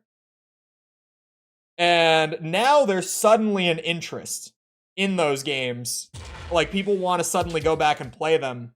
So the prices just jump. In the official Spanish translation, in the PAL version, ravens are not called ravens, but birds of prey. Interesting. It's actually... localization is so weird. Just stuff like that, where, like, things have generally the same meaning, but they just change for whatever reason. Ninebreaker is the most expensive game. Hold on. Do they even have Ninebreaker tracked? Oh, they do have it. Oh my god! Oh my god! No, dude. Okay. Okay, wait. No. Okay. So, loose price, 80 bucks, right? Which this means, loose price means only the disc. Or just maybe like the case and the disc, but no manual. Like, it kind of means that. Like, not complete. If you've got like disc, case, and manual, it's 120. If you have a new copy, it's about 300. And if you get your copy graded, it's like 320. Only the box, just the box for Ninebreaker, you could sell for 40 bucks and still keep your disc if you wanted. Or the manual, you could sell the box and the manual and just keep the disc and you'd make 70 bucks. This is ridiculous, dude. What? That is so crazy. I had no idea that Ninebreaker was the most expensive one. I only have the disc. Shit. That's insane. This AC's weapons and overall design make it a platform that can rise to almost any occasion. That sounds not great for me. Garage time. Luckily, with me just cycling the maps every time, that works out. Ninebreaker do me my favorite Gran Turismo entry. Someone, was it you? Someone did comment on the Ninebreaker video and said Armored Core Gran Turismo Edition. And I thought that was hilarious. Is that you? The Ninebreaker video was so long ago, now that I think about it. It feels like... oh god. Because the Ninebreaker video would have been like a month ago at this point. Definitely not worth it. No, it is not worth buying Ninebreaker for $300. Okay. I was like, is it the same guy a month later? The Gran Turismo comparison is actually funny though, with the training exercises and stuff.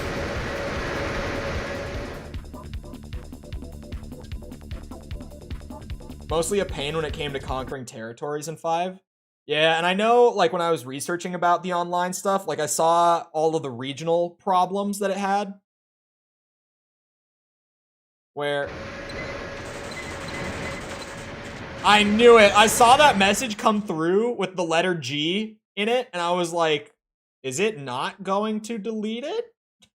And then it went. For the record, I explain it here and there, because if the bot times you out like that randomly for a seemingly normal message and it says foul language, it is almost always... there was a little fun thing. It's still around. People still do it on YouTube. People will go into live chats on YouTube, and you can't just like spam slurs in the live chat, because YouTube will auto-filter it out and no one will ever see it. But what you can do, because YouTube's moderation doesn't pick it up, is spell them out letter by letter and spam it that way. Like, you hit one letter, enter. Next letter, enter, sort of thing. So the letters like N, R, G, like those individual letters, the bot will just time you out automatically to prevent that sort of spam. Again, it's only 30 seconds, so when it does happen, like, just not actually flagging properly, it's just because the bot is, like, making sure. Because I can't get rid of it, because otherwise, you know, it's either, like, some messages will get yeeted here and there for no reason, or chat will get spammed with slurs on the regular. Those are the options. Very aggressive, wreaks more havoc than required during missions. Ammo usage exceeds rewards. Okay, what do you mean ammo usage exceeds rewards? Because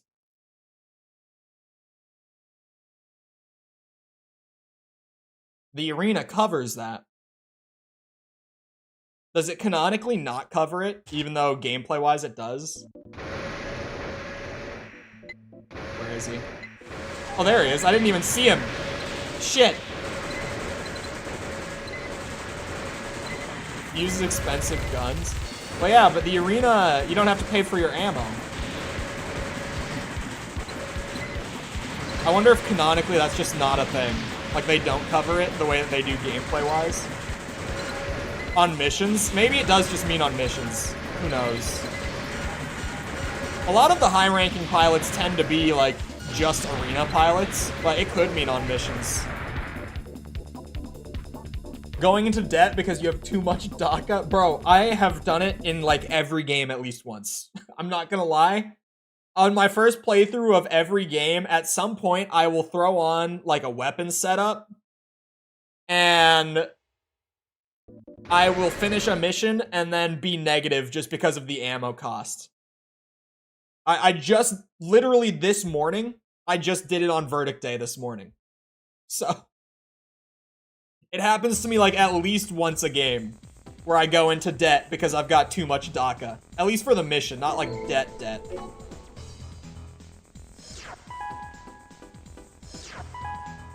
I like that you get a super juiced out leg part. Oh god. Here comes the worst arena of them all. At least I'm gonna assume this will be the worst one. Who's ready for the tank arena? Oh boy. This one's gonna be an adventure. God, look at those legs though! Jesus Christ! Those are some heavy reverse joint legs. Oh. For a second I was like, what? Tonk should be fine, but the spacing. God damn it. You see what I mean? It's a completely innocent message, but the bot is like, whoa, whoa, whoa, whoa, whoa, whoa, whoa, whoa, whoa. I feel like I really should go for speed over anything else. I didn't ever know that they called them Caterpillar until the arena, like, list said it. Okay, so the fastest tank legs on offer are gonna be these ones.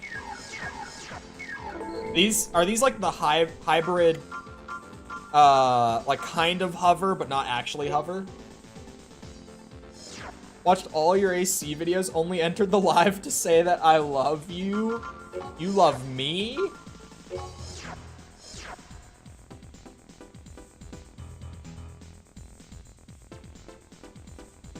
Didn't you get sponsored like F1 and Master of Arena? Yeah, you do. Calms his nerves before a battle by eating huge amounts of chocolate? An average pilot at best. Wow. They did him dirty. Always have chunky feet instead of chunky legs. You're actually right, now that you say it. Do I think the removal of debt in AC6 prevented people from learning the game? I don't know if I would say the removal of debt did it like on its own, but it's definitely a factor.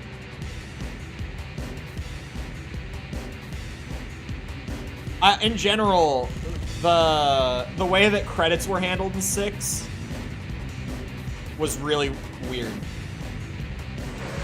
Ow! Because, like, debt... Oh, wait. Correct me if I'm wrong, chat. I think someone told me that, like, debt still exists in AC6. Like, it is possible. But, like, when you're playing the game, it's not actually going to happen. Right? Like, you're not actually going to go into debt in AC6. More of a budget in 6? Yeah, it really... Because you can just farm the missions over and over while you're still playing the story, I think... I'll probably end up saying this in a couple weeks, but really, I feel like the mission replay feature is great. But what's questionable is letting players replay the missions to farm credits while they're still working through the campaign. Like, before they finish the game.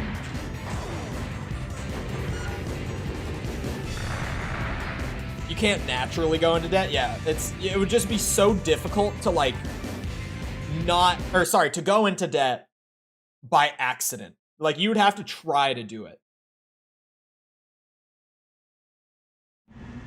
Would hurt automatic weapons most, since Zims and Songbirds don't cost much ammo-wise. I feel like the Gatlings it would help at the very least. But then...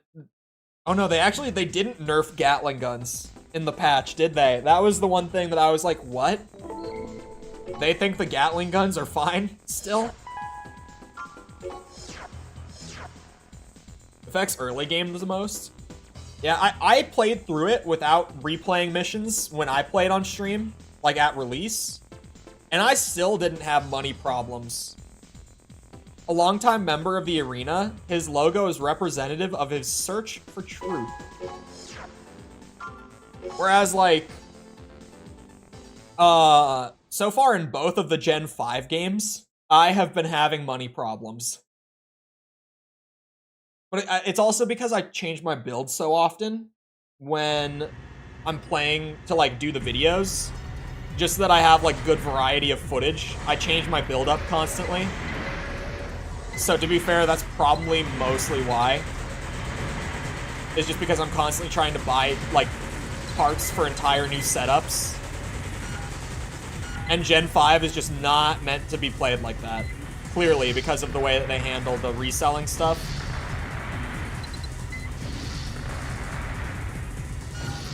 Yeah, Tank Arena is an interesting one so far. It's kind of just who has the higher DPS weapons. And some of these guys are winning that battle against me. Like, this guy is ranging me out, too. Ah, shit. Only matters in early game, and then you forget about it the rest of the game. I would say that about Gen 3 as well with heat management. Although I guess heat management in 3, there are a lot more, like, heat weapons thrown at you in the late game of 3. Like, high up in the arena, there's a lot of opponents that just use, like, the napalm launchers and stuff. Or not napalm launchers, like the flaming grenade launchers, whatever they were called. Okay, I'm gonna need to change my weapons. I'm going to need new weapons.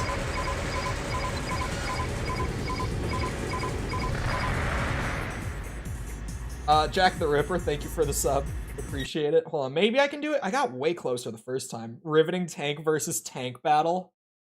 Yeah, the tank arena Gen 1 tanks are just, there's not a whole lot going on here. Ow, son of a bitch. Maybe I need split missiles is what I'm learning here. Or not split, those are micro missiles, right? Split missiles are the ones that go out and then split.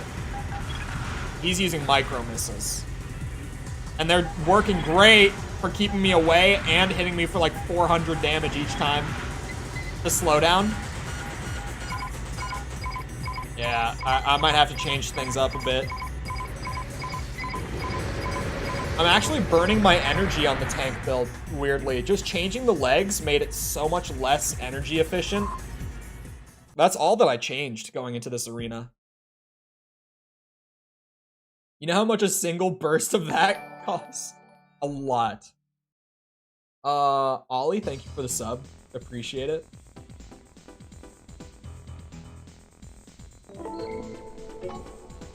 Oh.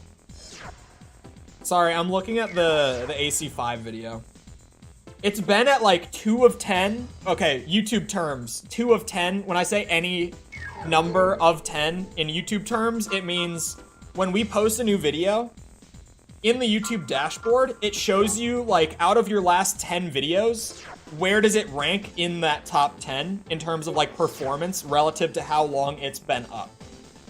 So, like if I say 1 of 10, it means this is the best performing video of my last 10. If I say 10 of 10, it's the worst, right? And the AC5 video, like all morning, has been a 2 of 10. Like, not the best performing video, but not far behind. It's been like a little bit behind the 4 answer video, which was the big success last week for me. But now, it's still at 2 of 10, but I looked at like the more detailed one, and both the 4 answer video and the AC5 video are at 5.7K.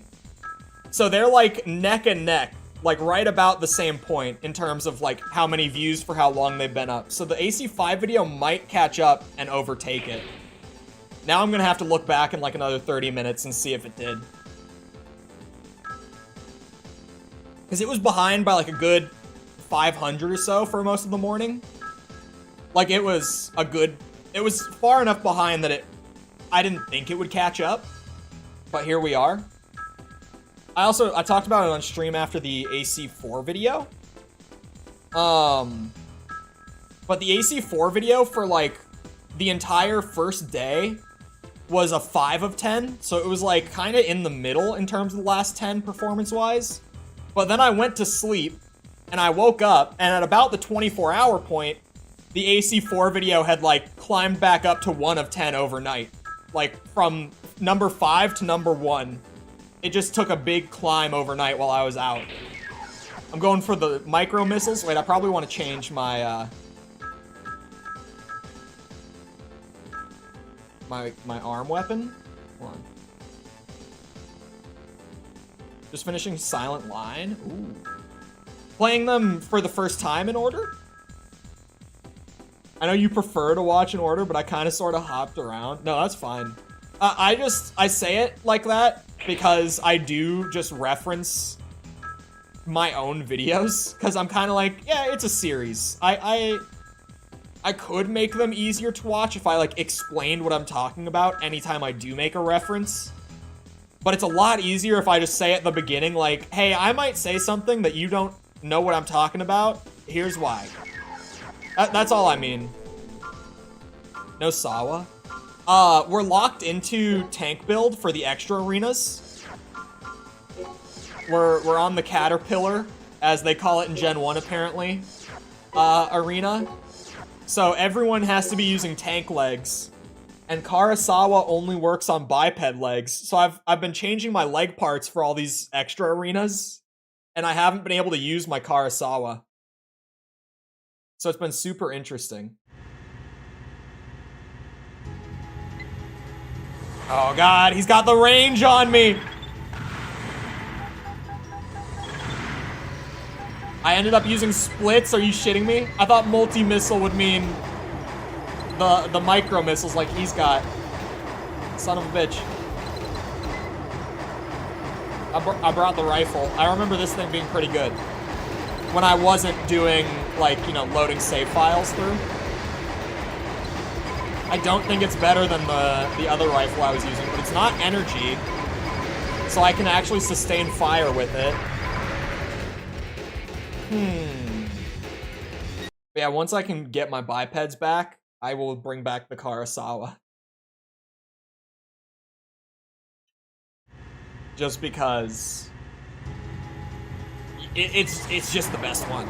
There's no reason other than that. It's the best gun in Gen 1. You know, you use the optional parts so that it like only consumes half the energy, shoots faster, and deals more damage, and it's so broken.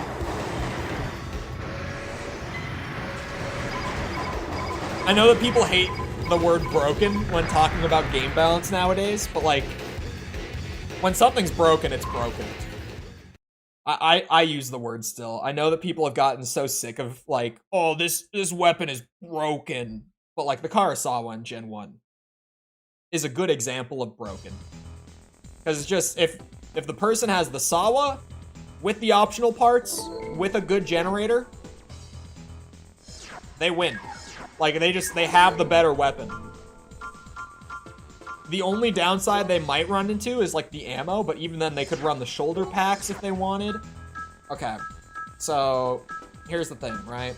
It's a bullet weapon. Oh wait, I could probably use the grenade launcher, to be honest. I'm fighting tanks. They can't move that fast. I'm gonna sneeze, I think. Maybe. Hold on.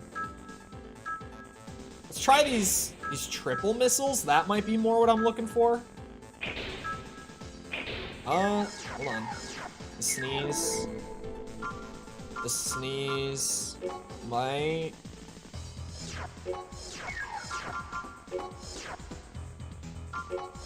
Finger is a weapon.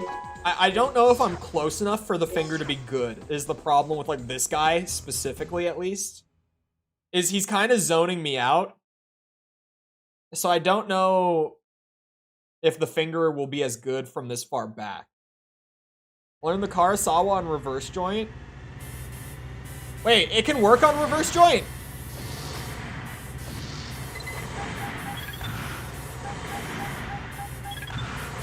Hello, slowdown.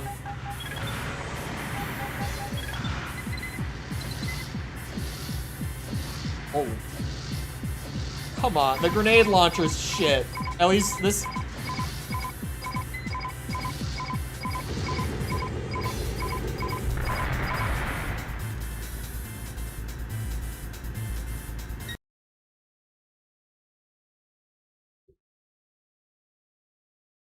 Imagine missing 50 times. My shots just do not connect. Ow. I can't fly up like he can to avoid it with those missiles because they come from all directions. Come on. Lock on, don't let me down, man. Come on!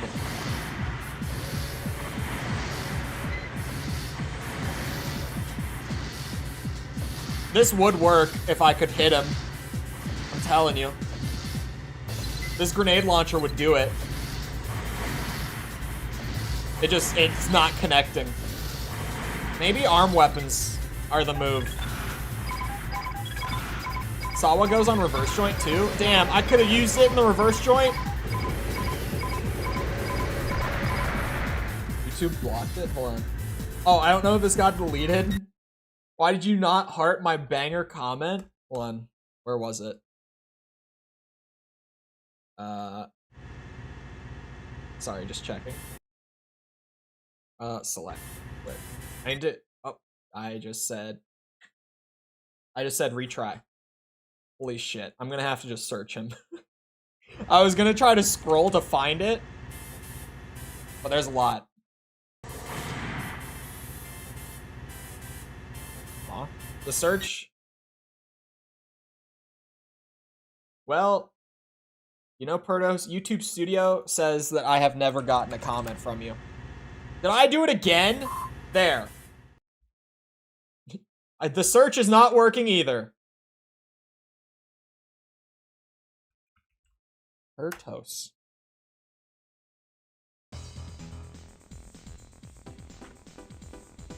I don't know. I would have to sit through, I would have to go scroll and look for it.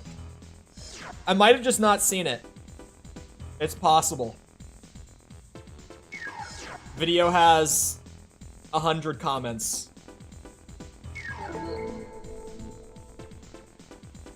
I searched both without and with the E.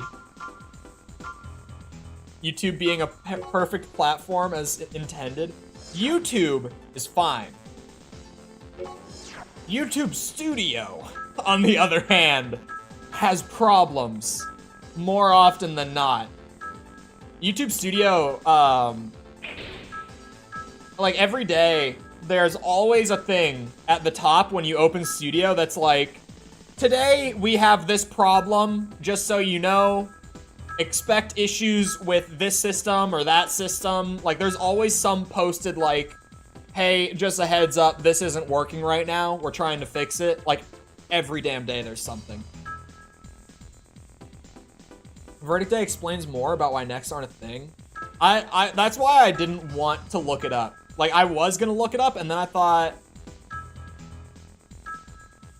what if? At Bertos. Okay, hold on. Copy. Actually, I can probably type it. Does searching ats like that work?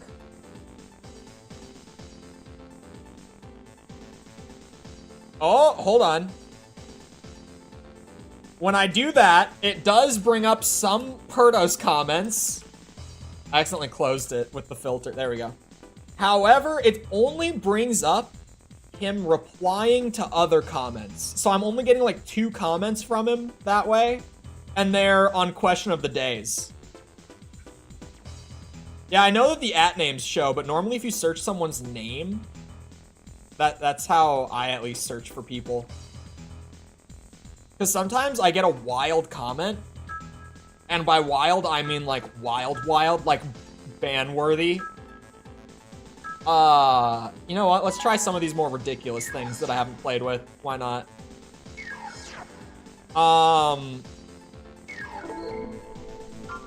And I'll look and see like if it's their first time commenting or if they might have like a history. It's normally on question of the day that I get those comments. Man, people get so pissed at each other on question of the day. It's crazy. I don't know what goes on question of the day. I think it's just because it hits such a wide demographic, because it's not really going to the people that watch the channel. It's just kind of going out to whoever. But goddamn, some people on question. Oh, does this have no lock on? Oh, it has lock on. Oh, that was good damage.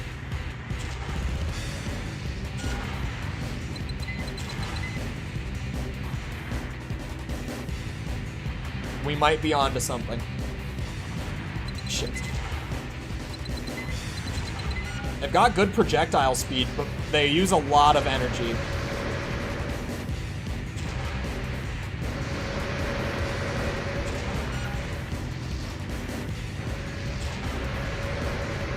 I might have cracked the tank code. Shit. Don't do this to me now. Don't do it right after I said that. You son of a bitch! Not the missiles! Not the missiles!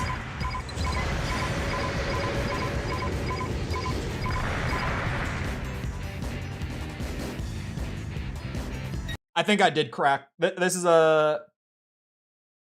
Look like prototype white glint boosters. White glint has such a cool design. I know that I've said it on stream so much since I played 4Answer, but... so cool. Ah, shit. Come on now.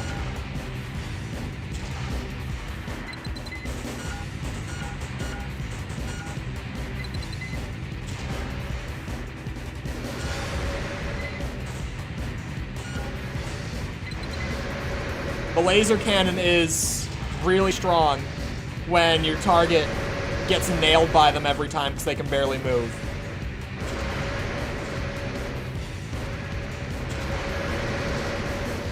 It might burn all my energy, but to be honest, other than doing like tiny little hops like that, which don't really get you anywhere with these legs,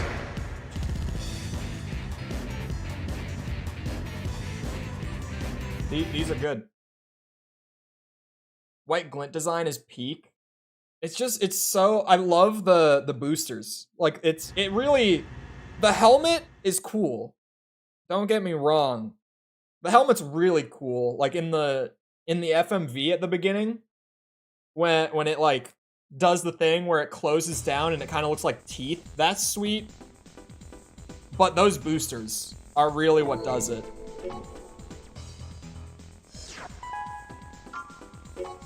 All right, now with that, see this guy just has a flamethrower and a ton of ammo. Literally, it's a flamethrower with 2 ammo packs. This guy might just get absolutely blown to kingdom come by the laser cannons. At least I hope.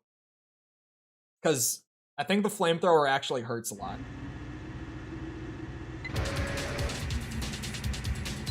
He's flying for some reason.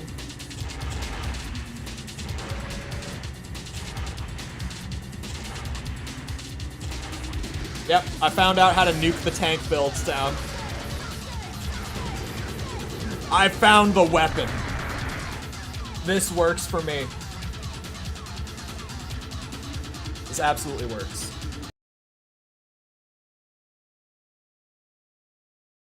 Now the tank arena, I almost said the tank build. The tank arena should just fly with this setup for the most part. I feel like this arena really is a DPS check. It's just like tank versus tank, who deals more damage and kills the other one first.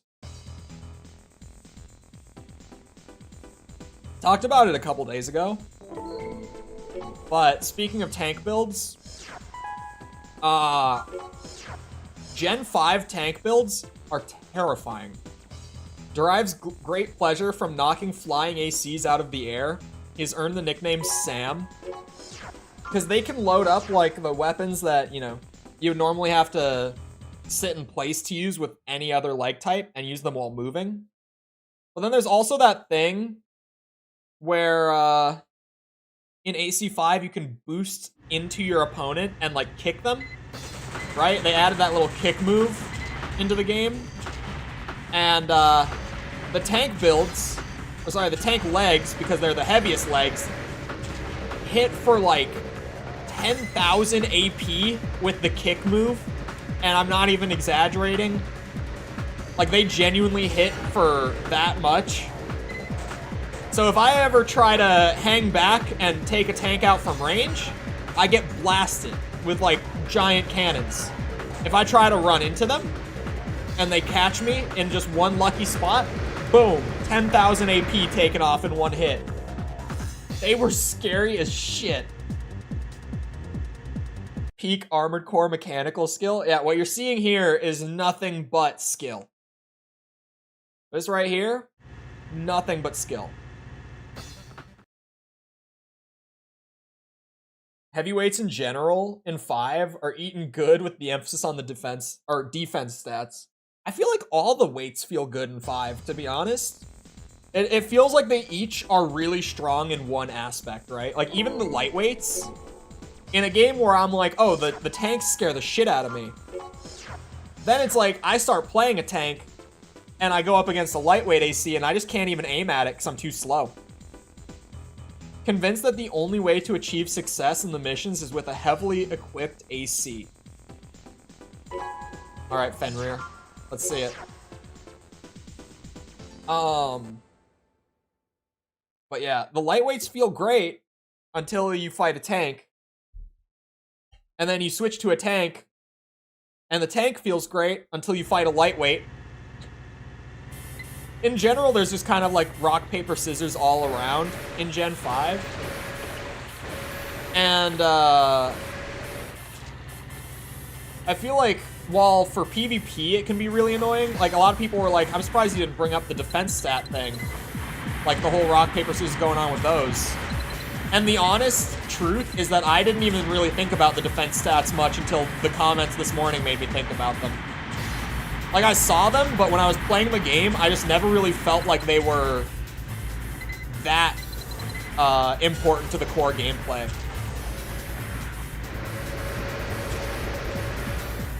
I even found out that the inefficient indicator that I have in like almost all of my gameplay in that video is because I'm using the wrong weapon type on the wrong enemy. And I just had no idea. I thought it was like you were using them outside of their intended range or something. I thought that's what the like ineffective indicator was trying to tell me.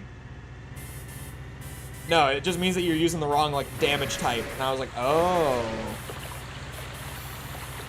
That made sense. Yeah, tank builds are good in 6 too. Uh oh. Because 6 is just like, well, okay. 6 generally plays with like kind of Gen 3 like speed in terms of the movement and all that. But then tanks are like the exception to that rule, I feel like, because the tanks don't feel like Gen 3 tanks. They feel like they move at the exact same speed that the bipeds do and the reverse joints do. Like the tank legs don't feel slow in AC6. No, son of a bitch. You need a controller, or will mouse and keyboard work? Mouse and keyboard can work. Your mileage will vary depending on the game. But generally it's pretty easy. Some games are a pain in the ass. Gen 4, I know a lot of people say Gen 4 is pretty difficult to emulate, but I didn't have really any problems with Gen 4. Gen 5 is an absolute bitch. I would not recommend trying to emulate Gen 5. As someone who's doing it for the videos, I'm like, yeah, if I wasn't doing these videos, I would not be doing this. I would give up. Once they get working, they're fine. They crash occasionally, the Gen 5 games, once they're working, but once they're working, they're pretty alright. Alright, he wins the DPS test. Weapon arms might be the way. Sorry. Anything before that, Gen 3.5 is kind of hit or miss. Like, Nexus and Last Raven gave me some issues, but nothing crazy. Gens 1 through 3 are very, like, if you just smack them into the emulator and don't change anything, they'll run. You might have, like, weird little bugs that you can, like, tweak and fix, and you might want to make the games look better, like I do. Like, I will spend some time messing with the settings just to get them to look nice. But, like, the first 3 gens are really, you could just throw them into the emulator and not change anything, and they'll run. He's using these. Whoa, how did I get all the way here? What? What happened? We like, skipped all the arm weapons. The hell? Anyway. No. No. Where are these? He's using these. And they're destroying me. And they're bullet weapons. So let's see. Oh, shit. Pray for it, boys. Okay. We gotta try the maneuver. Let's hope. The other day when I accidentally hit the Disc 1 content, again, the AC6 wallpaper. Uh-oh. Come on. I changed the disc. Shit. Let's try remove disc. Change disc.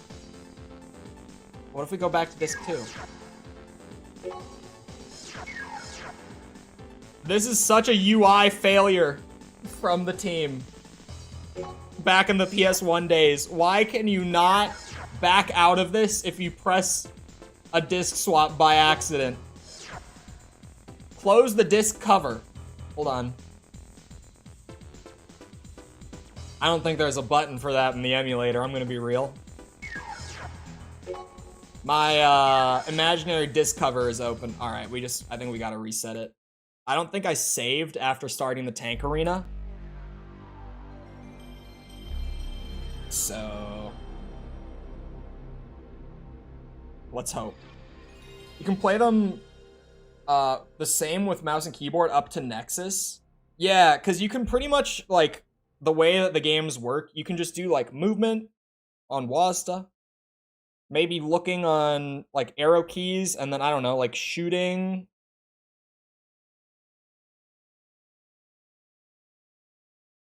The pause HUD bug. Oh my god. It's avoidable. It is avoidable. I was never able to fix that one.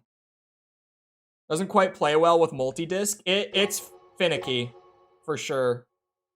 Other than that, DuckStation, beautiful. Did I load disc 1? Did that just say load game? Or sorry, not load game. I think I'm on disc 1 right now. Am I on disc 1 right now? It didn't say load game. That's not what I meant. But in the main menu of disc 2, it says EX Arena. I don't think it said that. What disc am I on? Did I load disc 1? I did load disc 1.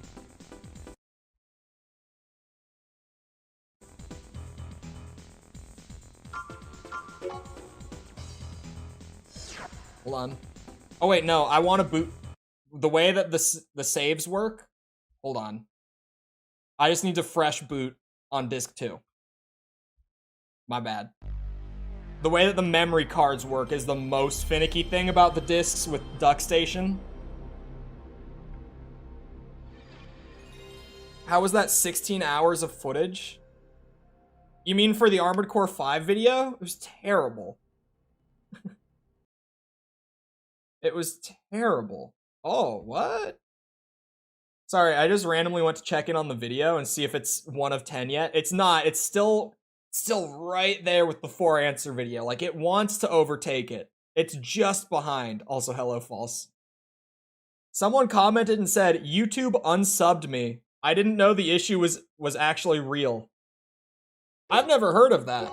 I've never even heard of YouTube, like, randomly unsubbing you from channels.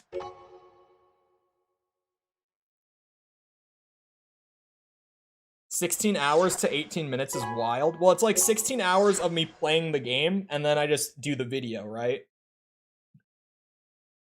But yeah. It unsubs me from you too? Oh.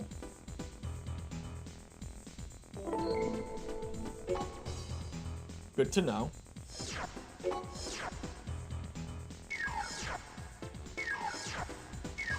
Oh, hell no. Damn it, god damn it. That's the wrong arena. I wish there was a reset game. Oh wait, there is, reset system. I think I lost all of my non biped. I know I saved after the biped arena.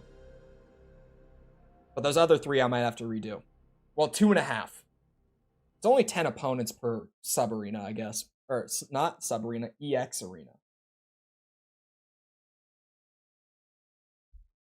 In the last 4 days, I've done like 5 weeks worth of quests. At least Fortnite, with the system that they use, assuming they still use the same one as, like, 2018? Was that? Yeah, it would have been like 2018. Was the last time that I really, like, actually played it. What's up with you and save files? Well, this is more of like the way that the emulator handles multiple disc games. And I just should have been saving more often, to be fair. But I really, like, I maybe lost an hour. Probably not even, if we're being honest. Because now I also know what weapons to put on for success. Like, I figured out what builds to use in that time. I worked out all the trial and error stuff. It's not that my save file just got wiped. Hold on, 4 legs? Yeah, haven't done it. Son of a bitch. We're back to the crab arena. That's the shop. I've heard 1 trillion times of unsubbing bugs. I've never heard of that. That's strange. What's always funny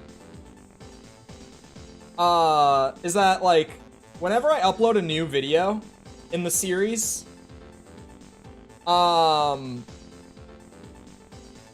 always get so many comments, like, for the first hour or 2, like, my entire comment feed will just be the new video, right? It will only be the new video.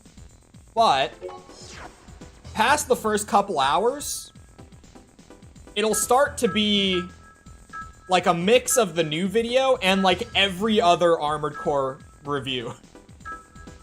Because so many people start up the new video because it pops up for them. Like new people who haven't seen the series before. That video will pop up. Like a minute in, I'll be like, hey, so you know, this is the 14th video in the series. And then they'll just go to the playlist and watch everything else first, which is great. I'm not saying this is a bad thing, for the record. I think this is a great thing. I'm just saying, like, if I go to my comments feed, I always find it funny that on the day of a new video, I always expect that all of my comment feed will be that video, but within a couple hours, that ends up not being the case. My AC5 comments, I've been glancing at them throughout the video too. Now they've just become such a weird combination of people's thoughts. For a while there, it was like some people who were like, yeah, I never thought this game was as bad as people said. And then a lot of like, this game is the worst thing ever made by man. But now looking at it, there's like a good mix of worst game made by man, devs killed my dog, and people being like, I've always loved this game. Thank God someone else likes this game.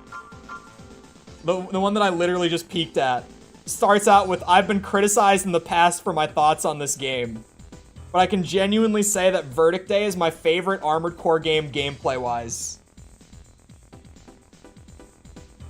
The last couple of quests in the Halloween set are bugged. Oh, god damn it. Classic live service issues. It's been a thing for years, like before Adpocalypse. Huh. I'm gonna start with the tank arena and clear this one out, since I was already working through it. And I know what weapons I want for it now. Honestly, the arm weapons could be the play for the other arenas too. I might find out that the build I was running wasn't even like the best thing I could have been using. And now I know that I can use Karasawa for a reverse joint. Actually. I might do that. Oh, hold on. We start with the laser cannon. Oh god, not the crazy verts. And then we go to the crazy machine gun arms. Oh, this setup is going to clear this arena. This'll do it. The first run takes 5 hours, the second run takes 5 minutes. It's one of those things where, like, so much of it, the first time through, comes from, like, the experimentation. Once you know what you want, like, what you're going for, you can kind of just fly through the content. Not just what you want.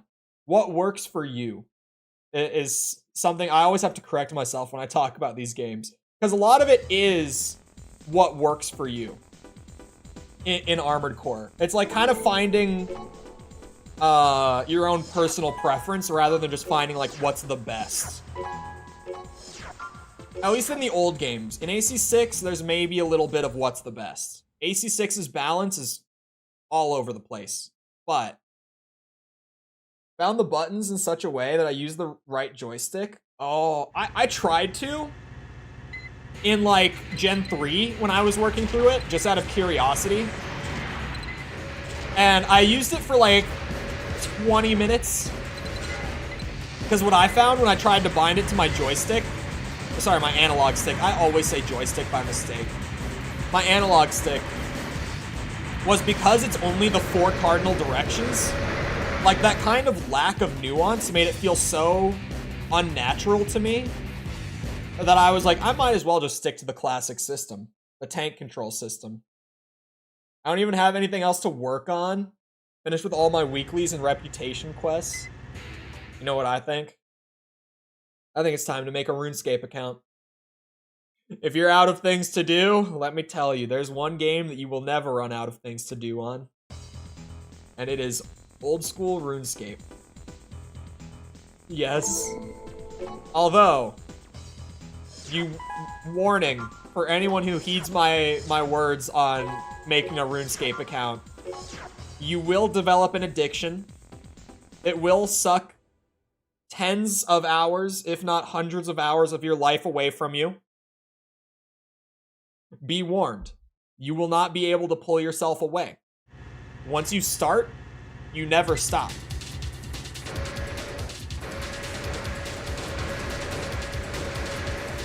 Brother in Christ. Oh, by the way, false. Your chat is so crazy for saying that ODST is one of the worst Halo games. I promise, when we start that game, you will agree with me at least more than you agree with your chat. I'm currently out of a job, so a RuneScape addiction sounds fine. What? Yeah, so I've been playing through the Halo games with False on her stream recently. Because she had never played them. So when Master Chief Collection went on sale, she bought it for like 20 bucks, right? And we've been playing through them for the first time. We just finished Halo 3, and her chat was saying that ODST sucks, and it's one of the worst games. And I was like, don't listen to them. Do not listen to them. They don't know what they're saying. They have no idea what they're talking about.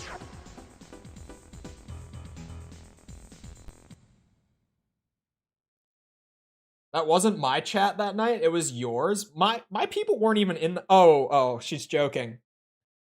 I was like, what do you mean that wasn't your chat? That was mine. My people weren't even there. No, okay. What are those people on about? I think ODST is one of the better campaigns. Because for me, I mean, it is an expansion for Halo 3, right?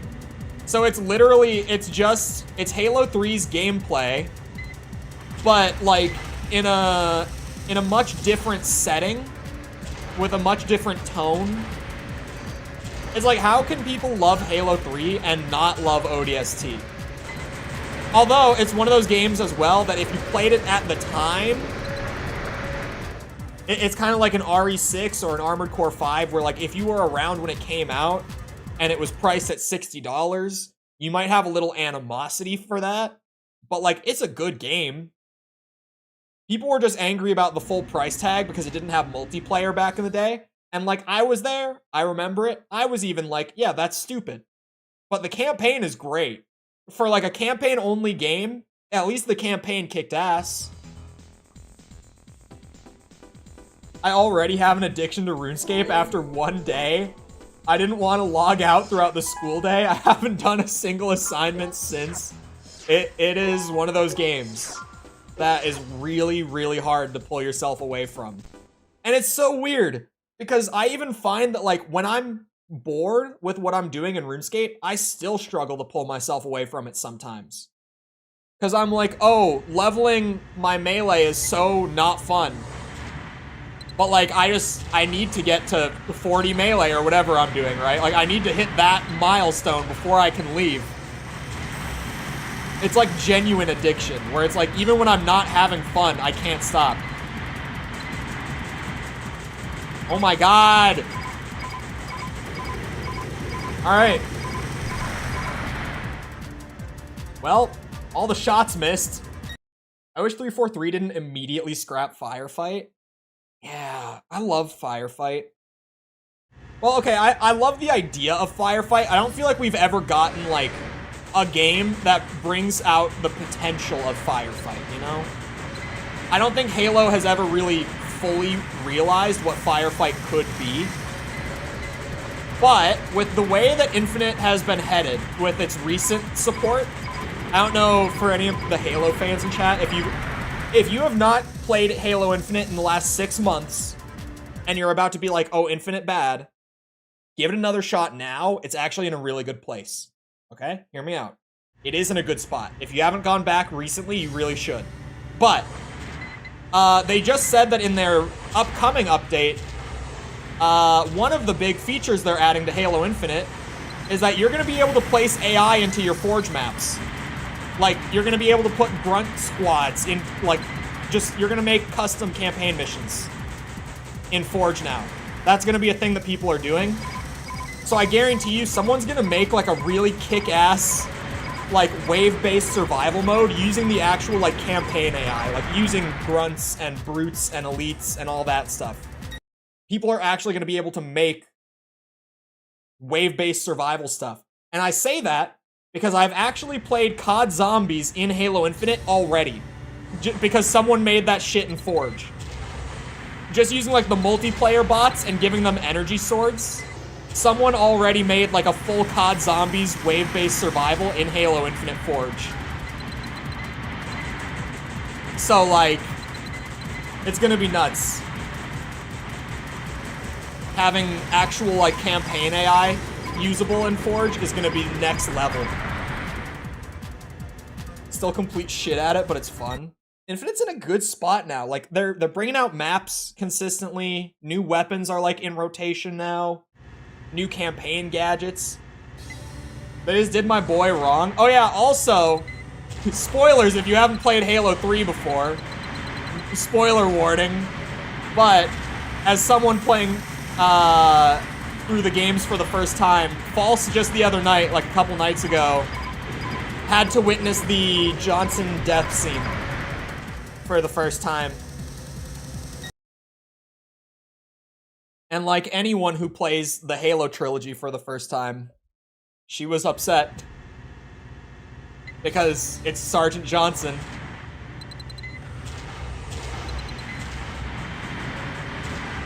We had to send him out with a bang.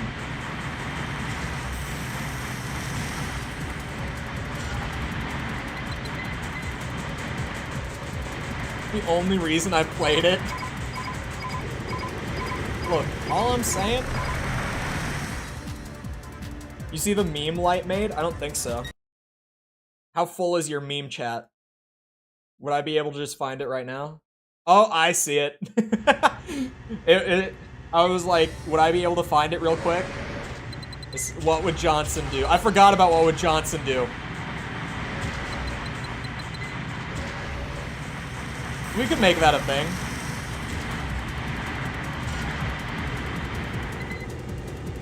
We could make what would Johnson do bracelets. Because she was joking, it's like the what would Jesus do, like wristbands. Brands are very different. It's the same abbreviation, but it's what would Johnson do instead of Jesus. Live on just for Johnson.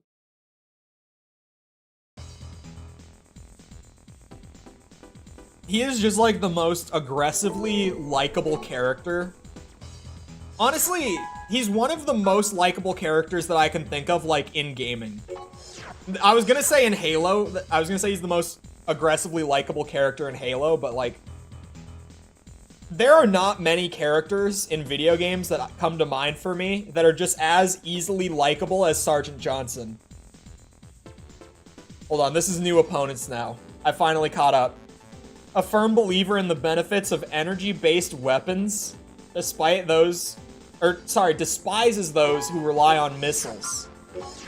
They say that, like, missiles were OP in Gen 1. They really weren't, but down the line, they really become OP. You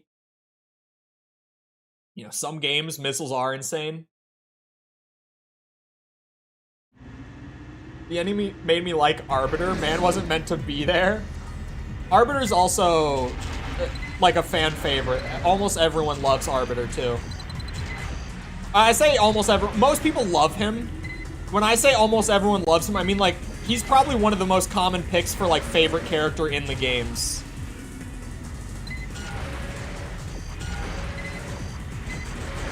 Arbiter is a very, very common, like, fan favorite.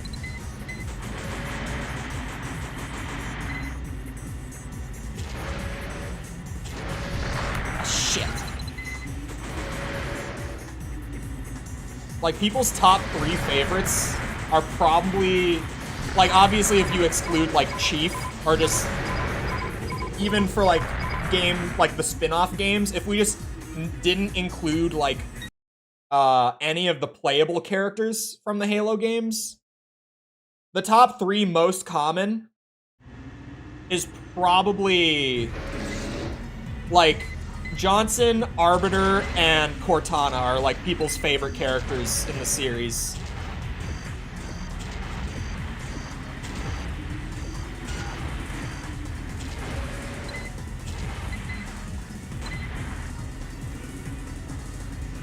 No, you actually got it right the first time on the spelling.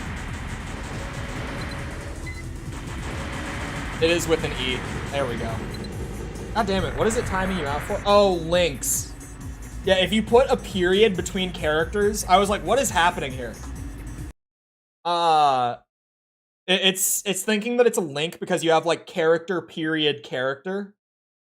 But what would V2 do? I would say Armored Core 6 Rusty is one of those characters, like a Sergeant Johnson, who's just like insanely likable. Like, it's to the extent where it's really uncommon for someone to play the game and not say that they're the best character. Rusty from AC6 is just one of those characters. Believes that missiles are the ultimate weapon. Oh, god damn it. He despises those who use energy-based weaponry. Okay. This should be fun. Absolute homie. I liked Captain Keyes. Oh, do you mean Miranda Keyes? I was like, she. But then I read the rest. I was thinking like Captain Keyes. But Miranda, her death was kind of strange. Admittedly. It felt so out of nowhere. I think they wanted her to die in the game, but they couldn't really find another place to do it, if that makes sense. Like, Rusty's name is like an old dog's. He's so likable, man. It's hard to play AC6 and not have Rusty be your favorite character. God damn it. Okay, maybe missiles are annoying as shit. They're worse. Oh. Okay, the problem with missiles in this arena is that tanks can't really dodge the missiles. It's like she was suicidal or something. She just kind of went straight in there. And then immediately was like, well, nothing to be done. Guess we have to shoot ourselves. And then didn't even get to do that. Oh, and I'm out of bullets. Great. I forget how fast I'm gonna burn those. I was like, oh, this time I'll be able to do it, actually. Nope. I was not prepared to run out of ammo. Shit, I almost got the draw, at least. It's making me despise missiles, too. Yeah, this is just like, I can't dodge them in a tank. I can dodge, like, some, but it's gonna use half my energy to dodge one burst of them. Oh.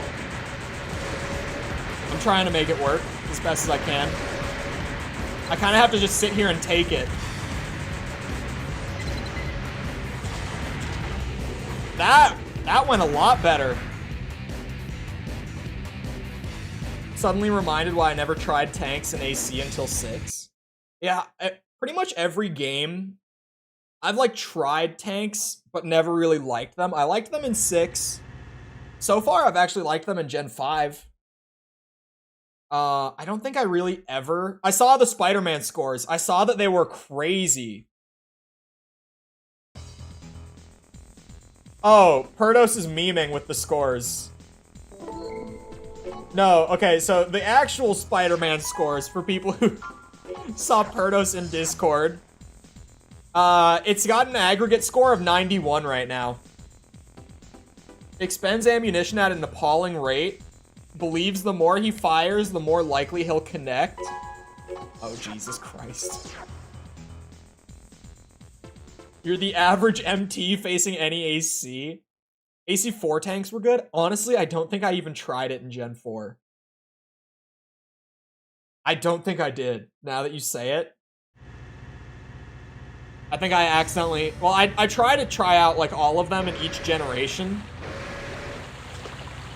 Like, when I was playing AC5, the only build that I didn't try was tank, but I've been using it in Verdict Day so far.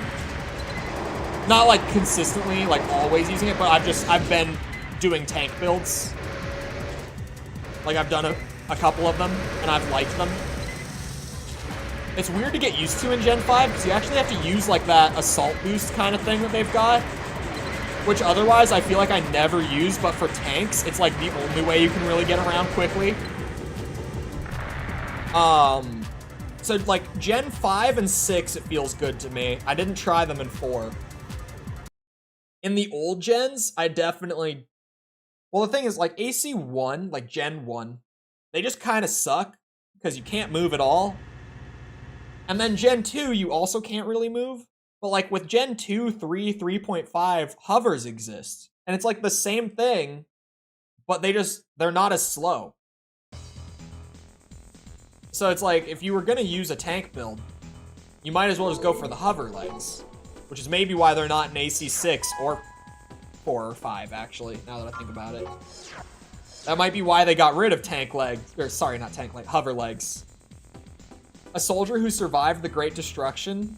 He's quite old, but still a formidable opponent. He's got a bazooka and shoulder cannons that I don't know exactly what they do. I've seen them, but I have never tried those ones, so we'll see.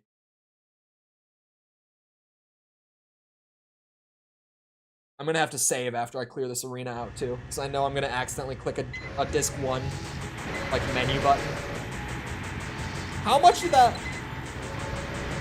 Oh, I must have hit a landmine. I was like, how much did he hit me for? Oh my god. I definitely... You know what? We should probably just not do this map for tanks.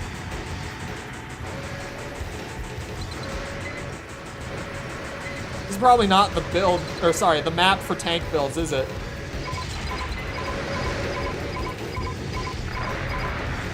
There is a hover. It's not like actually a hover though. Like it just feels the exact same in 6. I know the hover tank leg, but it's not like a proper hover leg. It's functionally tank legs still. It's the song. They play it all the time in the extra arena. But yeah, tetras, or sorry, I don't like the tetrapod terminology, all right? Those are quad legs. Every shot did 0 damage. I was also noticing that it felt like I was not hitting him very hard, and he was hitting me like a truck. But to be fair, I also hit the landmines, like all of them. Didn't this game have interception systems? It has like the automated ones, but they're not good. And there's no extensions in Gen 1. Why are those hitting me for 2,000 damage?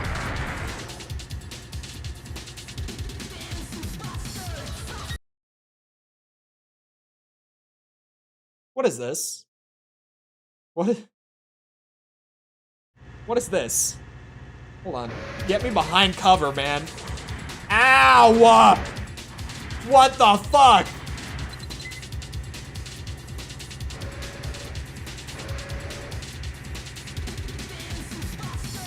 Oh.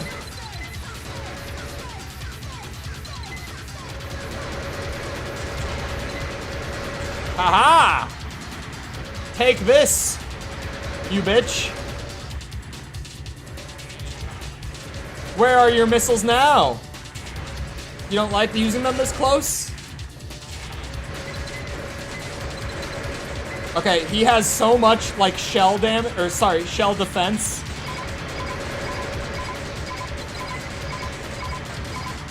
Energy weapons, got it.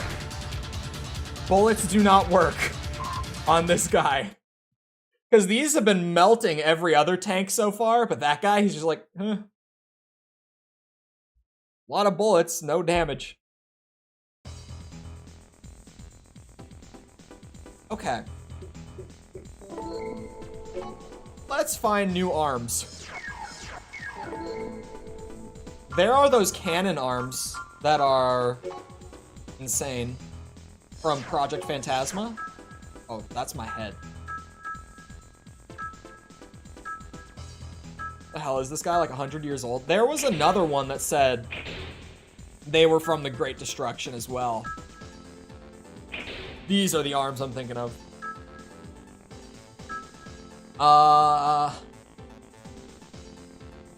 These are hopefully not shell. Literally too angry to die. Let me save. Let me save my game. I should be saving more often. after losing like an hour worth of arena progress because I didn't save.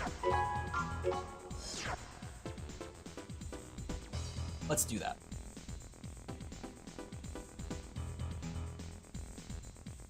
But yeah, how long, I mean, do we have like the actual lore for like how long the Great Destruction is before these games? The beard adds some years, but damn. No. The guy who has been around since the Great Destruction, who survived the Great Destruction at that.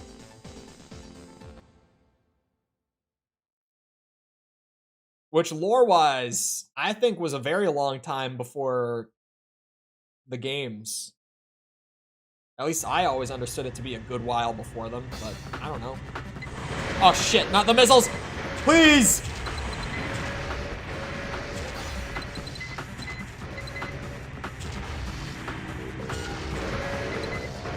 Haha. I'm just gonna play chicken with this bitch, with this building. I'll let my energy come back and I'll hit him again. Aggression is not the answer here. We play for time, and when the time is right, we strike. Son of a bitch. Son of a bitch. I don't think it's gonna work. I didn't expect him to fully come around the building. Okay, we're fine.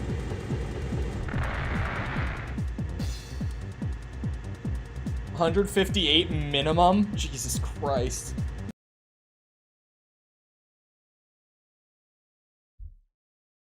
Well, that works for me. Dual weapon arms? No, my stream is fine. This would be either laptop or just internet might be freaking out. That one zombie kid, thank you for the sub. If it's anything like my internet provider, it could very well be your internet. Good old internet providers, am I right? Don't we all love them? I got crazy tank legs that I'm probably never gonna touch. Alright. Let's do the quad legs first. Because they're similar. Like, I feel like I can use the same setup to breeze through. Actually, give me back the machine guns. Because I feel like as long as they don't have the kind of bullet damage resistance that that guy had, these are insane. And then we just need to swap the legs to quads. I was using like the heaviest quads, these ones.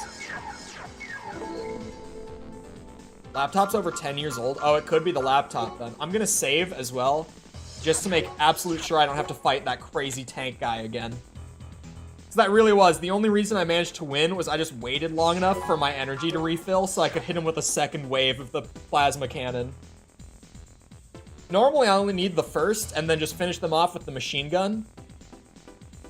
Well, that dude. With like little wheels on each end. That's pretty much what they are in this game.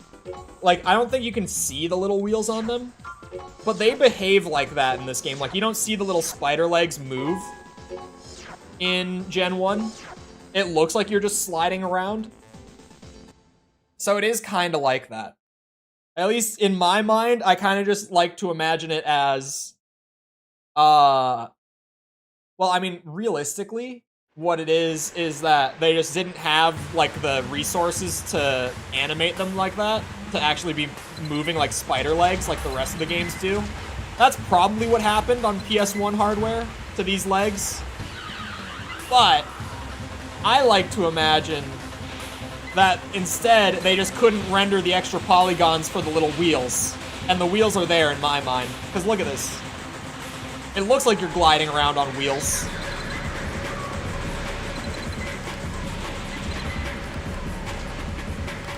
$27. There we go.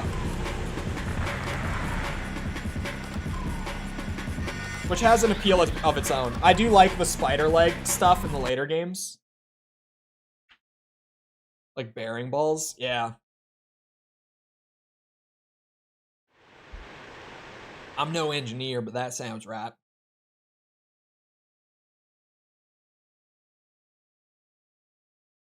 Hold on. Oh!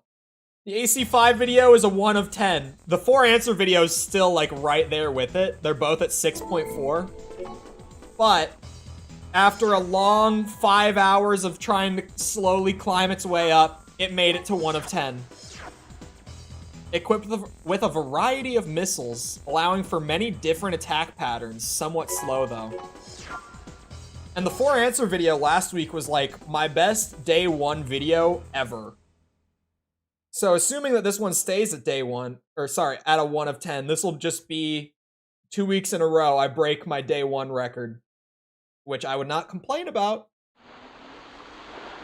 The 4 answer video was also like double my previous record for day 1 performance. So if this one even breaks it by a little bit, that's still insane to do it 2 weeks in a row. Oh god. Come on. There we go.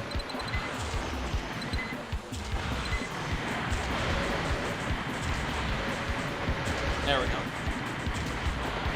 These plasma cannons, or sorry, the laser cannons, my bad, are still good on the quad-like guys, because really the thing with them is like, if the opponents are fast enough to dodge it, it's not going to do shit.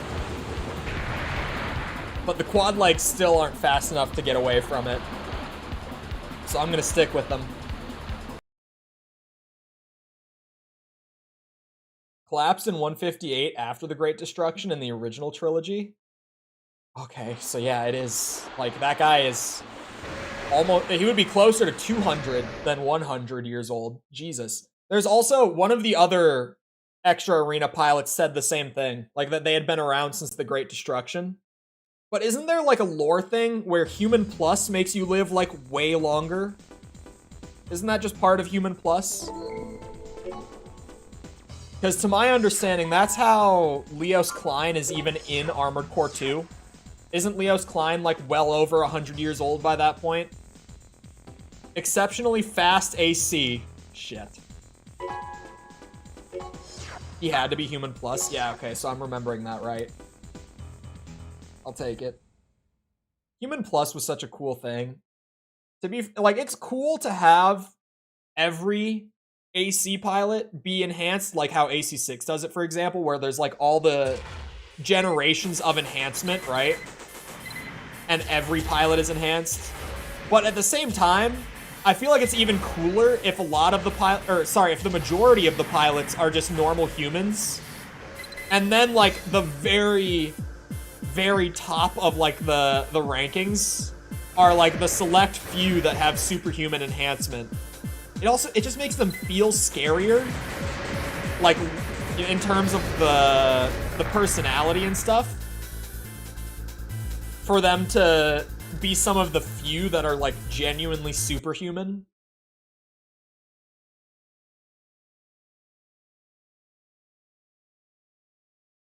Because her Human Plus was preventing her from aging and was killing her because of it? Damn. Aren't Freud and Pater just... Is Pater? I forgot about Freud, but I do remember that. Is Pater also just not enhanced? What?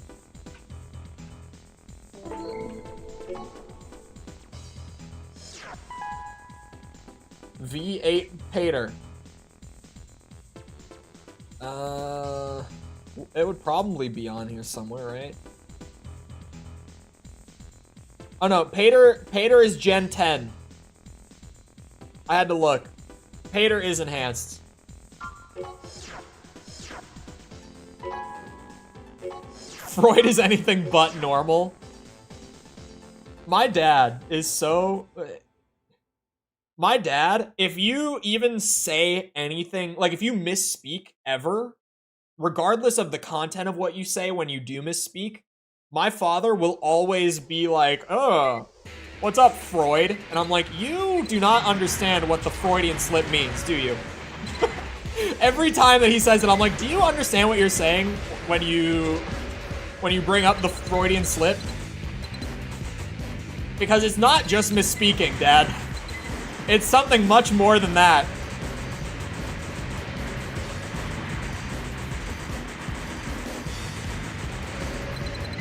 He's getting old. I'm at that point in my life where I'm watching my parents get, like, actually old. And I'm like, oh my god. It feels like it's happening so fast. It was like a light switch flipped, and I'm just like, what's happening? Because there's like old in quotations where people in their 30s and 40s will be like, oh, I'm so old. But then there's like actually getting to your late 50s and like transitioning into your 60s when you get like old. And it feels like my parents have just hit that point, and it's like a sudden spike where I'm just like, oh my god, what is happening to you people? You're starting to feel more like my grandparents than my parents all of a sudden. Because there's also the thing, you know, everyone always says, like, when you get old, you just become your parents. And genuinely, like, my mom is turning into my grandma on that side of the family, and my dad is turning into my grandma on the other side of the family. And I'm like, oh my god, what's happening? What is going on? I was very close to buying it. Weird being at the same age as old people is a great shirt. Me too. With Cold Call than Freud. Freud is a joke of an arena final rank. Oh, was he the final arena rank? It is inevitable. It's so weird. Because, you know, you hear people say it for years.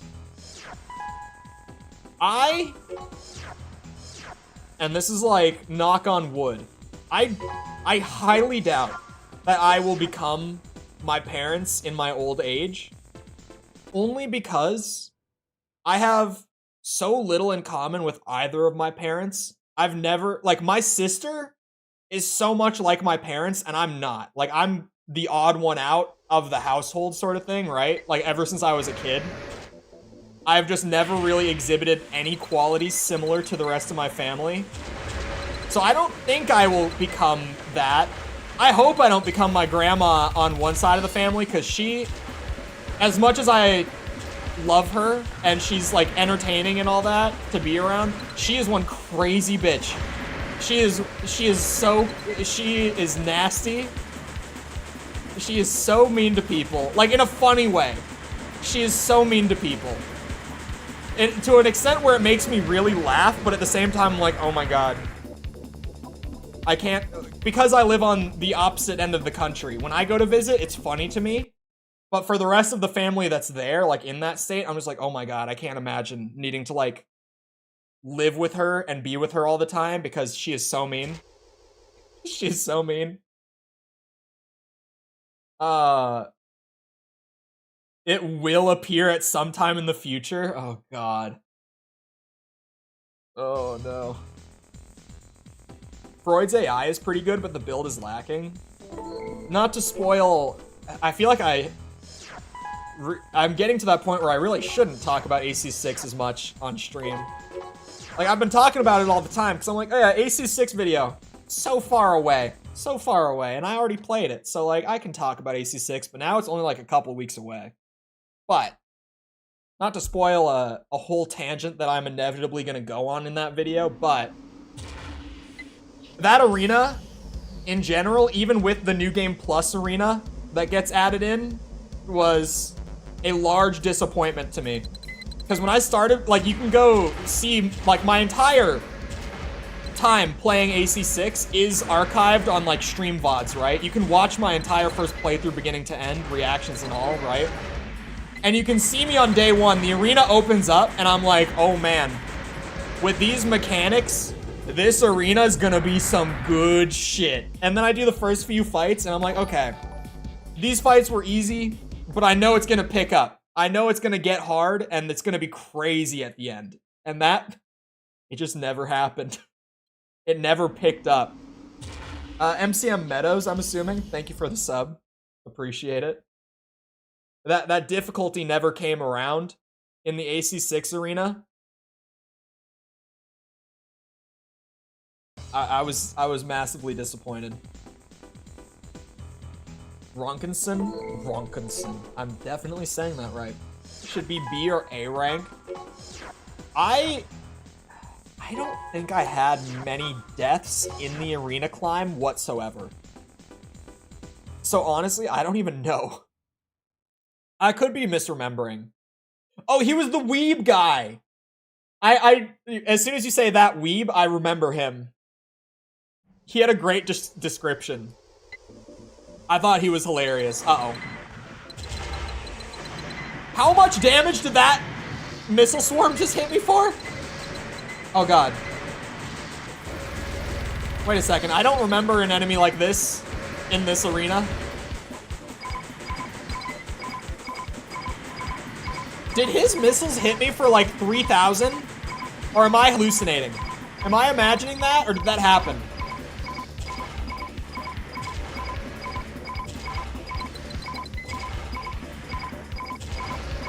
Oh, damn, I was like, I might even be able to clutch it. Oh, Rokumonsen. Okay. Both Walter and Carla must be like 70 plus years old. Yeah, I think the enhancement in that game still expands your lifespan. I love the arena, but it's my first and only game. Wait, really?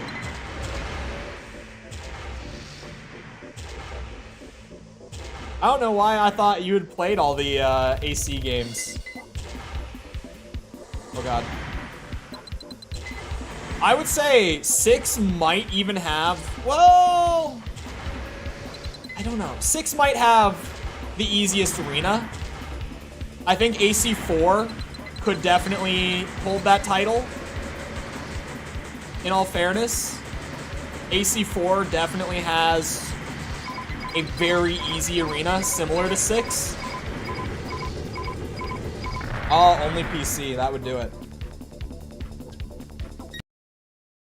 Being so close to Coral makes her look young, like 30-ish. Not fond of emulation. Yeah. I know there are definitely people that aren't fond of it. I love it just for like videos and streams. In the sense that I can do like PS1 games, but without using like 480i video, right? Like I use it for streams and videos, even though I could use my actual PS1, and granted the capture hardware is expensive, but like I could if I just wanted to invest in it. I would still prefer emulation just because it gets such a better picture for like videos and streams and all that. It just looks so much nicer to watch this way. But emulation can be a pain in the ass just because of like the amount of like tweaking things. And if you've never played a game before and you play it for the first time on an emulator, you might see a visual bug and it's like, did the game always have that problem? Or is this like an emulator thing? Because I don't have a frame of reference on that one. So emulation can definitely be a pain in the ass. I get why some people don't like it. Actually, I would say a good amount of people don't like it. But a good amount of those people also, like I know False, streamer friend False, who was here earlier, she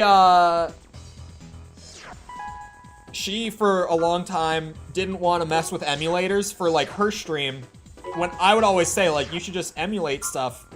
Because she was always like, I really want to play like PS3 games for stream, like this game, that game, but PS3s don't cooperate with capture cards well at all. And I don't want to deal with the tech issues for that. And I was like, you should just emulate them. And she was like, well, emulators are like a lot and I don't know how to use them. So I know that even for a lot of people, it's just like intimidating, like it was for her. Where she was just like, yeah, I don't think I could emulate. I don't think I'm smart enough for that. And I'm like, you overestimate how hard it is. Because just to get games up and running on emulators is not bad. To be fair, getting like really good pictures out of them, it takes a bit to like figure out how to tweak the knobs just right and all that, and like fixing bugs too is the same thing. But for the most part, if you just stick to like well-known games and you're just trying to like get them running and looking fairly nice, it's not that bad. She's been getting into it more and more recently. And by that, I mean, she calls me to help with setting up a game on emulator so that she can stream it, but it's fine, because just every time that we do it, she picks up something. Like, I don't have to explain things as in-depth as when we first set up an emulator for her anymore. right? Like, each time that we do it, she learns a little bit, even with me sitting there, like, kind of telling her how to do it.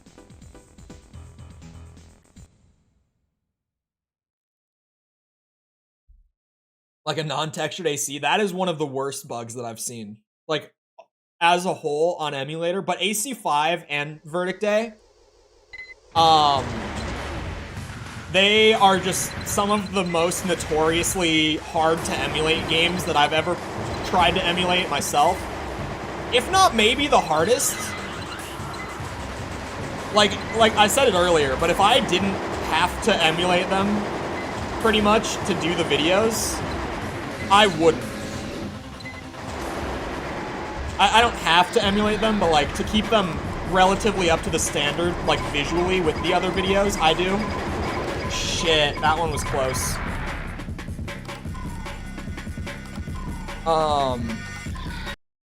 But yeah, what's it called? The process of emulating 5 and Verdict Day was very not fun. I mentioned it last week. I don't know if it was an Armored Core stream, so a lot of people might not have heard it. But it took me like 6 hours or so to even just like get Armored Core 5 to actually be able to play for more than like 30 seconds without crashing. Like last week, so much of the time that normally would just be spent like working through the game, I had to spend just even getting the game running on emulator. It was a nightmare. Verdict Day wasn't as bad this week because they run in the same engine and stuff like that, so it's like most of what I learned about how that game works on emulator from 5 was able to carry over. There were just other tweaks and stuff to make in Verdict Day that I had to figure out.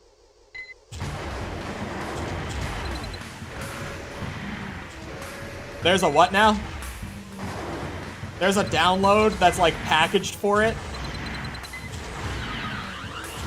Jesus Christ.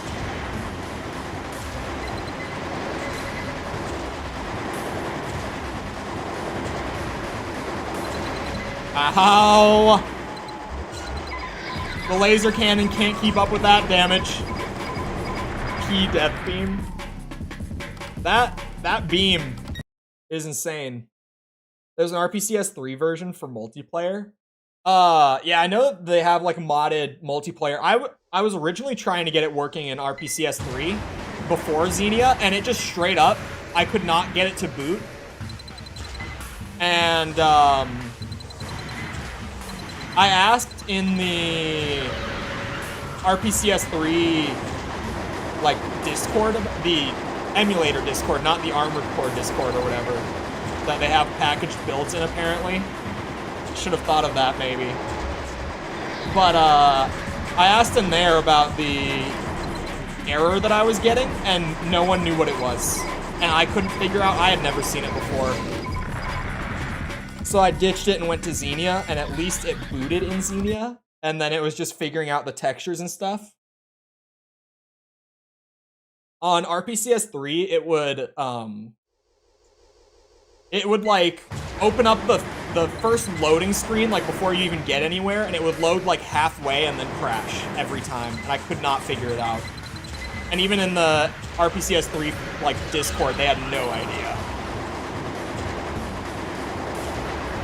And of course, like Armored Core 5 outside of the Armored Core community is not a game that many people in like the gaming public are trying to emulate in the first place. So it's not like a lot of games, if you have a specific issue on emulator like that, you can look it up. And someone on like Reddit or some forum has already had that issue. Armored Core 5, there were like 4 forums in existence about emulating Armored Core 5 that I could even find on Google. It was insane.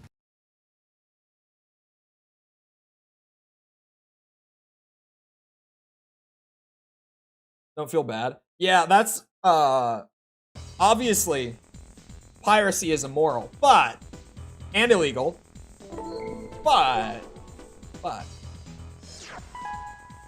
with some games, the games, like, aren't being made anymore, they aren't being sold digitally anymore, the wiki pages are bare bones. Dude, the, what's it called? one of the wiki pages, it might have been the RPCS3 one, literally had nothing on it. Like, I opened the wiki page that normally has like, oh, here are known issues and here are like settings changes to get around them. And the AC5 one was genuinely empty. Like, it was either the RPCS3 or Xenia one. I don't remember which. But one of those wiki pages just actually, it had like the game cover and release date and developer and then nothing. Like sailing on the high seas. I think a lot of countries have a history of, you know, piracy. Like, 7 Seas piracy. But, yeah, it's like, for some games, like the old gen Armored Core games, it is like, you literally cannot give Bandai or FromSoft money in any capacity. I think they, from what I found, I think that Verdict Day you can still buy digitally. I believe. I've been getting all of my copies, thank God. I've been burning them through the disk drive to file. I have like an ISO, or not an ISO. It's an ISO creator. I was gonna say ISO cracker, but no. It's a game dumper that you use for like RPCS3 and Xenia and stuff, where you put the disk in and you mount it in your drive, and then you run the program and it puts it down into an ISO. Like it essentially just compresses it down into a file to run through emulators. Because I've got a buddy who's like a huge games collector and has all the Armored Core games. Thank God. Who's like local too. Like I can just go drive to his house every week and grab what I need. Sort of friend, right? So thank God for that. Okay, give me back. Apparently Karasawa works on reverse joint. I thought it was only on biped.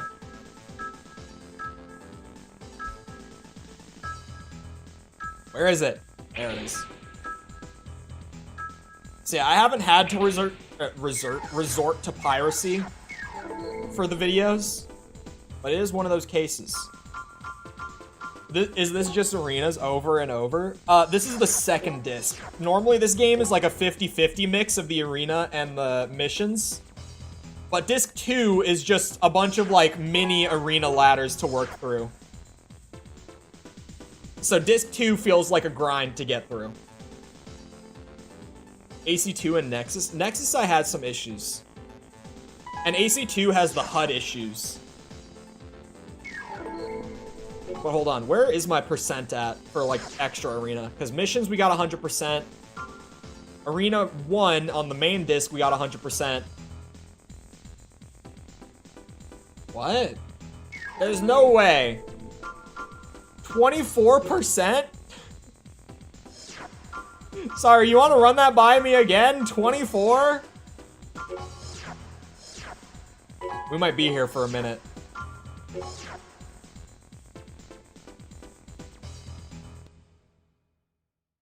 Dual stick control came at, it came with 3.5. It came with Nexus. So like Gen 3, like AC3 and Silent Line don't have it yet, but then Nexus does.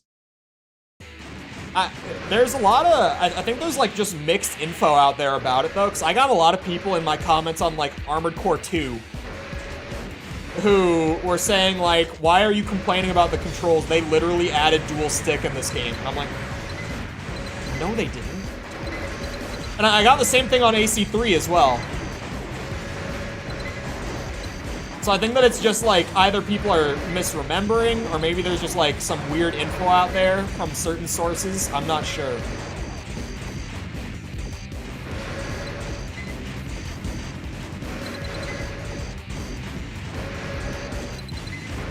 These don't feel like the legs that I use. These feel a lot slower than when I worked through the reverse joint arena the first time. Is it just me?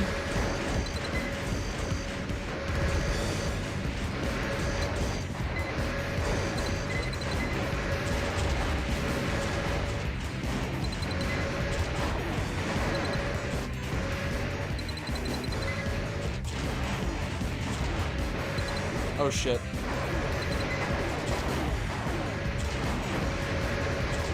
I'm surprised that,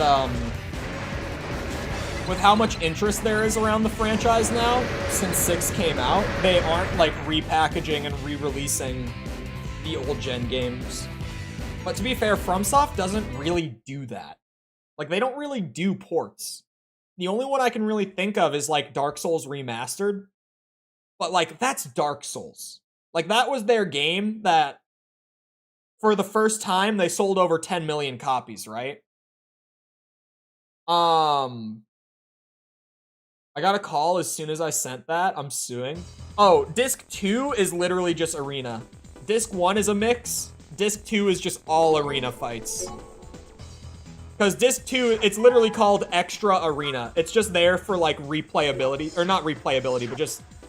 if you like the arena, then there's this. Demon Souls 2. The Demon Souls one is interesting. Because I was talking about this a bit ago. You're right, but you're also... like, you're right, but also technically not. Because, with Demon Souls, FromSoft doesn't own the Demon Souls property. It's the same thing with, like, Bloodborne. Like, FromSoft has no say in whether a Bloodborne remaster or port happens, because Sony owns both of those properties. So Sony put out a remaster of Demon Souls, and they, you know, had one of their first-party studios do it for them. It's not like FromSoft made the Demon Souls remake either. So it is a it is a FromSoft game that did get a re-release on a later system, but FromSoft had no say in it, and they had nothing to do with it. If that makes sense. I heard the old-gen games publishers aren't around. I don't think Agetech is around. That might be part of it. Yeah, they went defunct in 2018. They're gone as of 2018.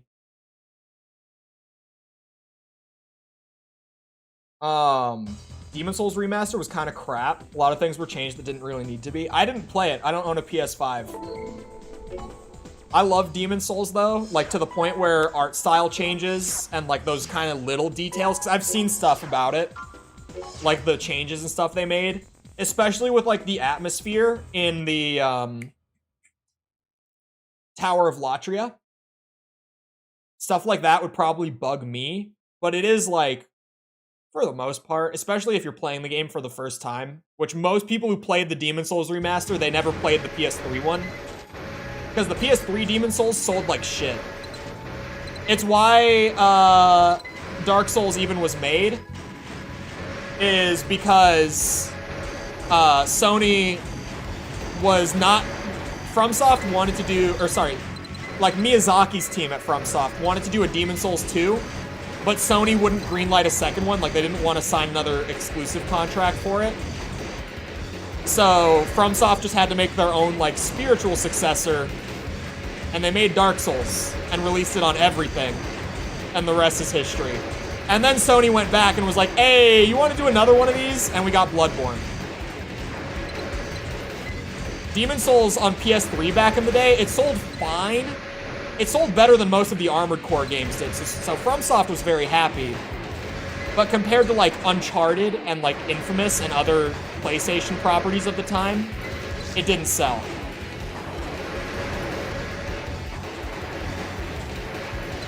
I love how with any of FromSoft's franchises, they just have the most interesting, like, history in terms of how they even got to the point they are in the modern day. Because, like, the whole Soulsborne story ties into the Armored Core story now. Kingsfield is just a weird game in general. It doesn't have the sort of weird, like, dev history that the other two franchises do, but, like, it's just a weird game on its own.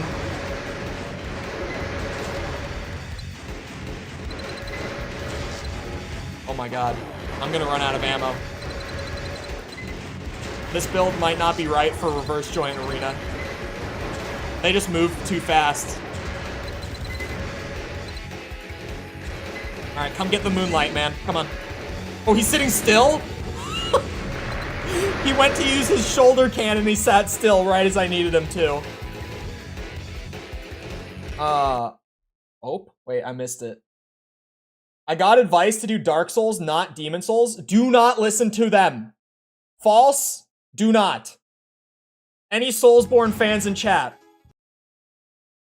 Any Soulsborne fans in chat. Back me up on this. If you have never played a single one, starting with Demon Souls is the way to go. Dark Souls is better, but if you could play both, that's the better way to do it. Who told you this, False? So that I can personally tell them why they are wrong in, like, essay format. I started with Demon Souls, for the record. Can you guess? I can make a guess. I'm not gonna say that I already had them in mind, thinking that that might be who said it. But now the fact that you said, can you guess, I know exactly who it was. I will not email them in essay format, but I will tell you that they are wrong. But I can also tell you that generally, when this person talks about games, I tend to think that they are wrong. In case you couldn't pick up the pattern. Said person, I now know as of the other night, does not know the difference between a port, a remaster, and a remake.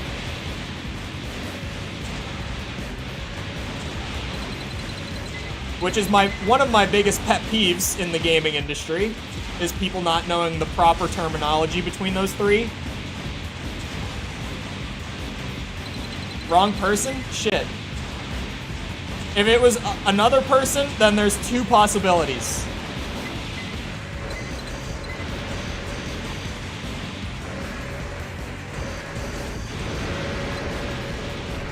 Start with Demon Souls, then Dark Souls, then Bloodborne. Yeah, Elden Ring is a great entry point, but it's one of those things that's like, even if like Elden Ring is a good starting point, and even if Dark Souls is a great starting point, Demon Souls is the perfect starting point. You know what I mean? Like, none of them are a bad place to start, but there is a best one. I would say Bloodborne isn't even a bad place to start. But, like, there's a best place.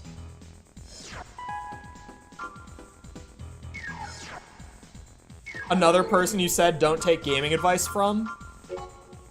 DM it to me, because now I'm not sure. I don't remember saying that about someone. If I said it, I meant it. But I don't remember saying it. I might need my memory jogged. Playing them in order doesn't give you anything extra except for 1, 2, and 3 references. I think it does because you see their gameplay philosophy evolve and change. And I think that in terms of FromSoft, their gameplay philosophy is like their most interesting thing. Oh, yeah, he tends to have bad advice too. Yeah. Yeah. Oh, I literally just saved. Thank God, man. I literally just saved. Whew. Interesting take on the AC franchise. Not gonna lie. Your profile icon looks very similar to Paul Logan, and I had been avoiding your content like the plague. Oh no. What if I'm not gonna be a game designer, huh? Oh, you mean like where to start if you're not going to be a game designer? I still think starting there is the best because, like, even if you're not there purely for the game design, like, you see, for me, the cool part with all the FromSoft games is seeing, like, how they keep such a similar formula, but they change, like, everything outside of the very basic stuff of that formula with, like, every single game. Like, Armored Core, I got a great comment. I would not be able to find it right now, but I got a great comment the other day, like, earlier this week, that was like, it's really amazing how there are 16 games in this series of, like, mech fights. Like, it really is just, like, mech goes in, mech fights. You go back to the menu, mech goes in, mech fights. And yet, in every one of those games, like, even if you play them all back to back to back, it never feels like you're playing the same game, because the formula changes just enough between even the expansions from their base games that it feels entirely fresh every single time. Like, it feels like they do something new every single time. And I was like, this guy. Because I didn't even think about that, but he's right. I was like, this guy gets it. Do I have to beat Demon Souls? Yes. Yes. I don't remember saying don't take his gaming advice. But, yeah, now that you say it, I'm like, I can definitely see why I would have said that. Brother, no. I don't think that you will find it as difficult as I... False. I know that I've even said it to you directly before. People overplay the difficulty of the Souls games a lot. Like, the difficulty is there.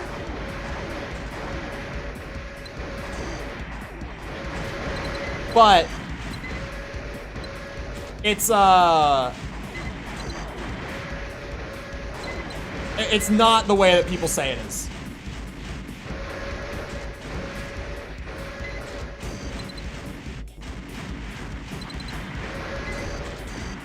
Remember False's Dum Dum? I don't think you will struggle that much. Actually, Light said the same thing. I don't know if you saw her say it. But in your chat when we were talking about it last, Light said in your chat, like, I don't think you're going to be that bad at them, to be honest. And I don't think you will be either. Weirdly, the games might work for you.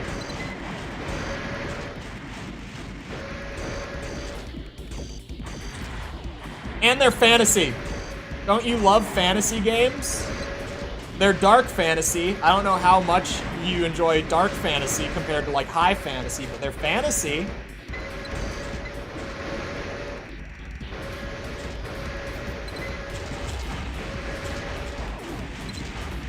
Oh god.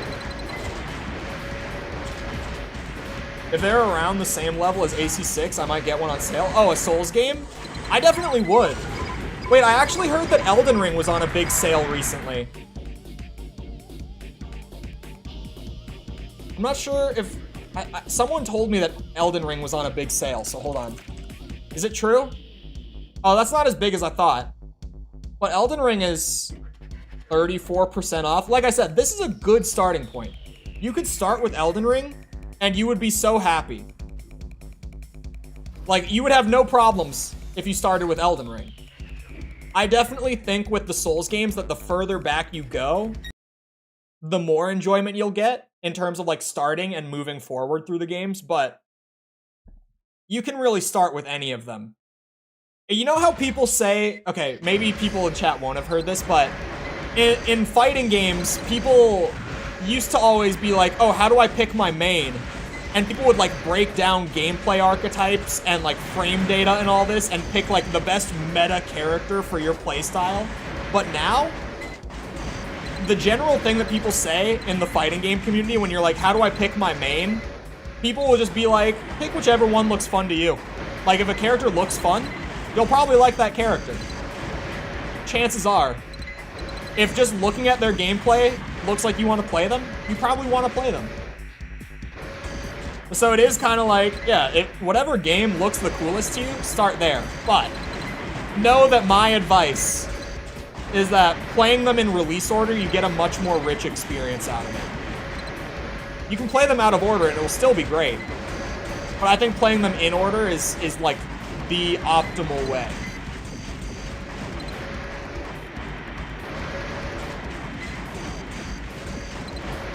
Okay, I'm just ever so slightly out damaging this bitch. Oh, that's a good jump. Right as I said it, I'd do big damage. Oh god. Ow. Not the missiles! I saw my HP go to 1, dude. Oh my god. Your profile picture is cursed? I don't think it's that cursed. How is Dark Souls 3 60 with no DLCs beyond me? It used to be 44 on PS4. They must have just never reduced the Steam pricing for whatever reason. The beautiful thing about Steam is that everything goes on sale. Like, any game that is on Steam, it will go on sale. You wish list, and then if you have like your Steam emails on, Steam will just literally email you when the game you want goes on sale. If you have it on your wish list. It's the way on PC. Because like Dark Souls 3 might be $60, but if you just wait for like a couple months, you'll be able to get it for 30, no doubt. It kind of sucks to wait, but it's totally worth it. There we go. How is Verdict Day gonna be? I have started playing it, but I'm gonna hold my tongue. I love regional pricing. Oh yeah, regional pricing is a thing now too.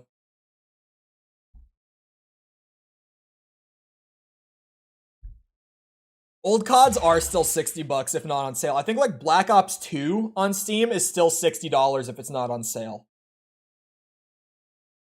Kind of hated each previous game, but once I pulled my head out of my ass, I learned to appreciate them all. Yeah, so that's a good thing to bring up, because I should have mentioned that. I played them like in release order instead of just jumping around like as I felt like it. So for me, when I played Demon Souls, I didn't notice how janky Demon Souls is compared to Dark Souls because I hadn't played Dark Souls. And like I know some people in my chat who like started with Elden Ring and they were like, what's your favorite Souls game? And I was like, Dark Souls 1 is my favorite. And so they went and played Dark Souls 1 and they're like, I just can't play Dark Souls 1 because I'm so used to Elden Ring. And Dark Souls 1 feels like garbage compared to it. Like I never had that. Like each successive game, except Dark Souls 2, felt better, like, gameplay-wise as I went along. So I never had that, like, weird readjustment thing, because it would just get smoother as I went. I haven't played Bloodborne, though. What was 37? God damn it.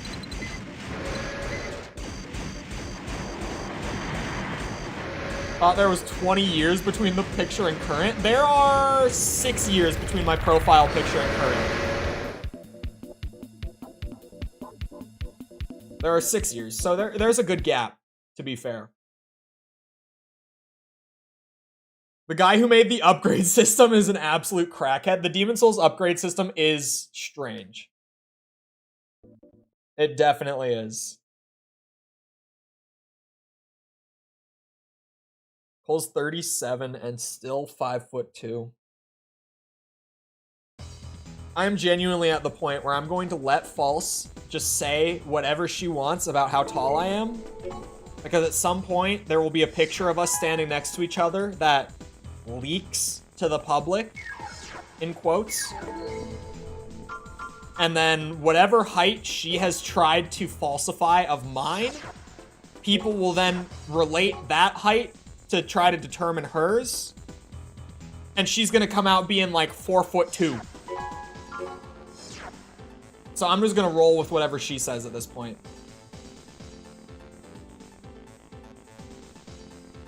These games are broken front to back if you know what you're doing. Oh yeah. When people talk about the difficulty in the Souls games, it's like, well, yeah, they're hard if you play them like a normal person.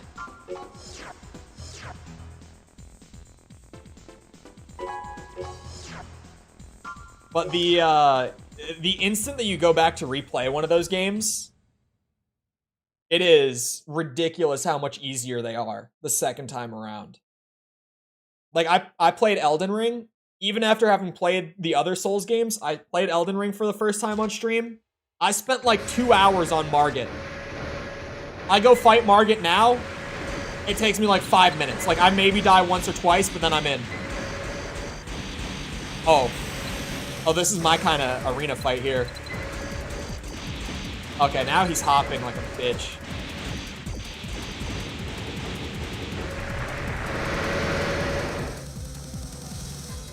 Something's always lost. Yep. Linearity and pacing was lost. This is one of my people. Because I know that what he just said, it's subtle, but what he just said is that Elden Ring has bad pacing. And I love you for that. Because I have been saying that for like a year and a half now. And whenever I say it, people are like, nah, Cole's just a hater. He just wants to hate Elden Ring. I've played like 300 hours of Elden Ring. I love Elden Ring. It has bad pacing. I will wear heels. I will break my ankles. Even then, you're still gonna come out being like 4'10".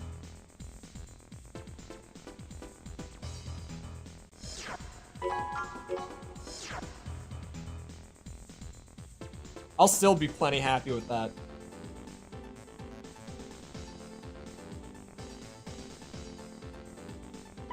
Wait, what is this? He showed us his doctor's note. The note said, small man, big angry.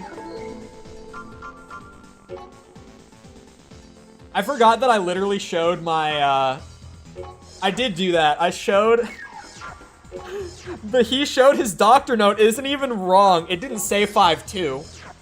But somewhere out there on VOD, I literally did, like, I had a physical, like, the morning of that stream, before stream. So I had, like, the paper from it on my desk, and on there, they've got, like, your height, your weight, like, everything that they take at the beginning. So I literally held the doctor's paper up to the camera where it says 5'9". And I was like, look, chat, I'm not small. I've been trying to tell you for years. And everyone was still like, eh, it's fake. Forged document.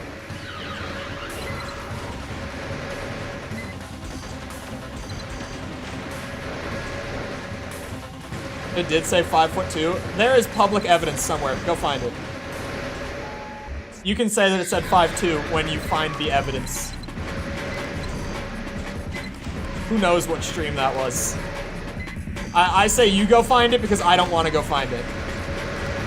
Even though I know I'm right, I do not want to have to go find that stream. You are the height you feel. I'm not insecure. It's just chat for a long time, like the running bit, is that chat likes to say that I'm like 5 feet tall and that I'm tiny.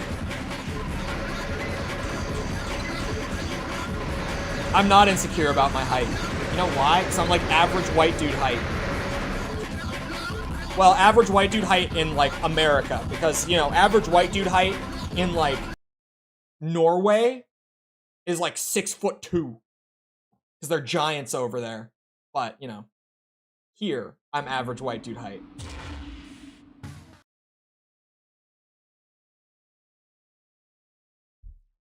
Say that you aren't insecure again? I'm not.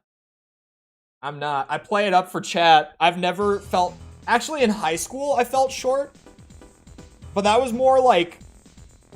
I grew to be 5'9" when I was really young. Like, I haven't grown since I was, like, 12 years old. Like, I hit 5'9", like, in 7th grade, and I have not grown since then. So, I felt short in high school because, like, at the end of middle school, and, like, my freshman year of high school, I was always the tall kid. Because most of the guys were still going through puberty. I just hit puberty really early as a kid.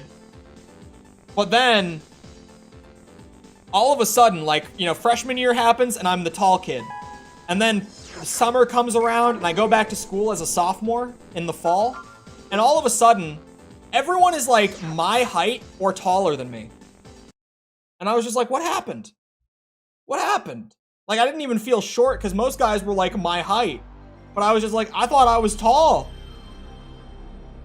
I thought I was tall. Height is a choice, believer. Yeah, just go get like the leg stretch thing that they did in the medieval times, right? He had to be in the back of the line because he was the smallest. Yeah.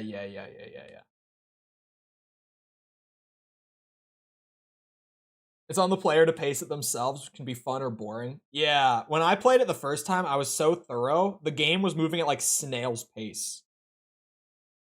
I hate when friends just get randomly taller. Actually, like my My best friend from like kindergarten,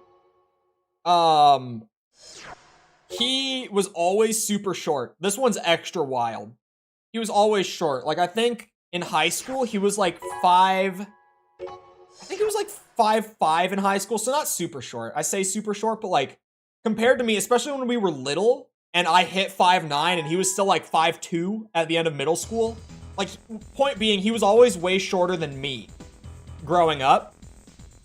And then, like, we graduate high school together, and I'm like 5'9", as I've been, and he's still like 5'5", I would have to guess. I don't know exactly how tall he was.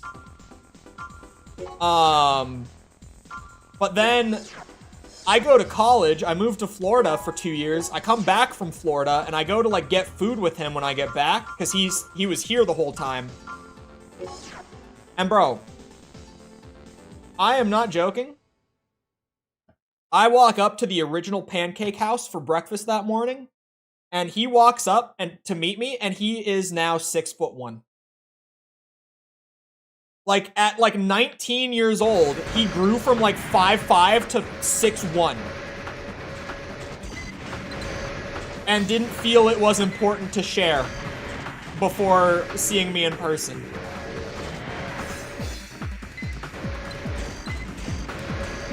And it was the wildest thing. He hit a growth spurt of like, how many inches is that? 8 inches at like 19. And now he's like 4 inches taller than me. Now he's the tall one.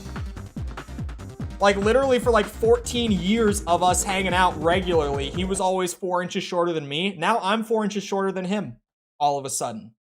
As of like the last couple years. I was like, what the hell happened to you?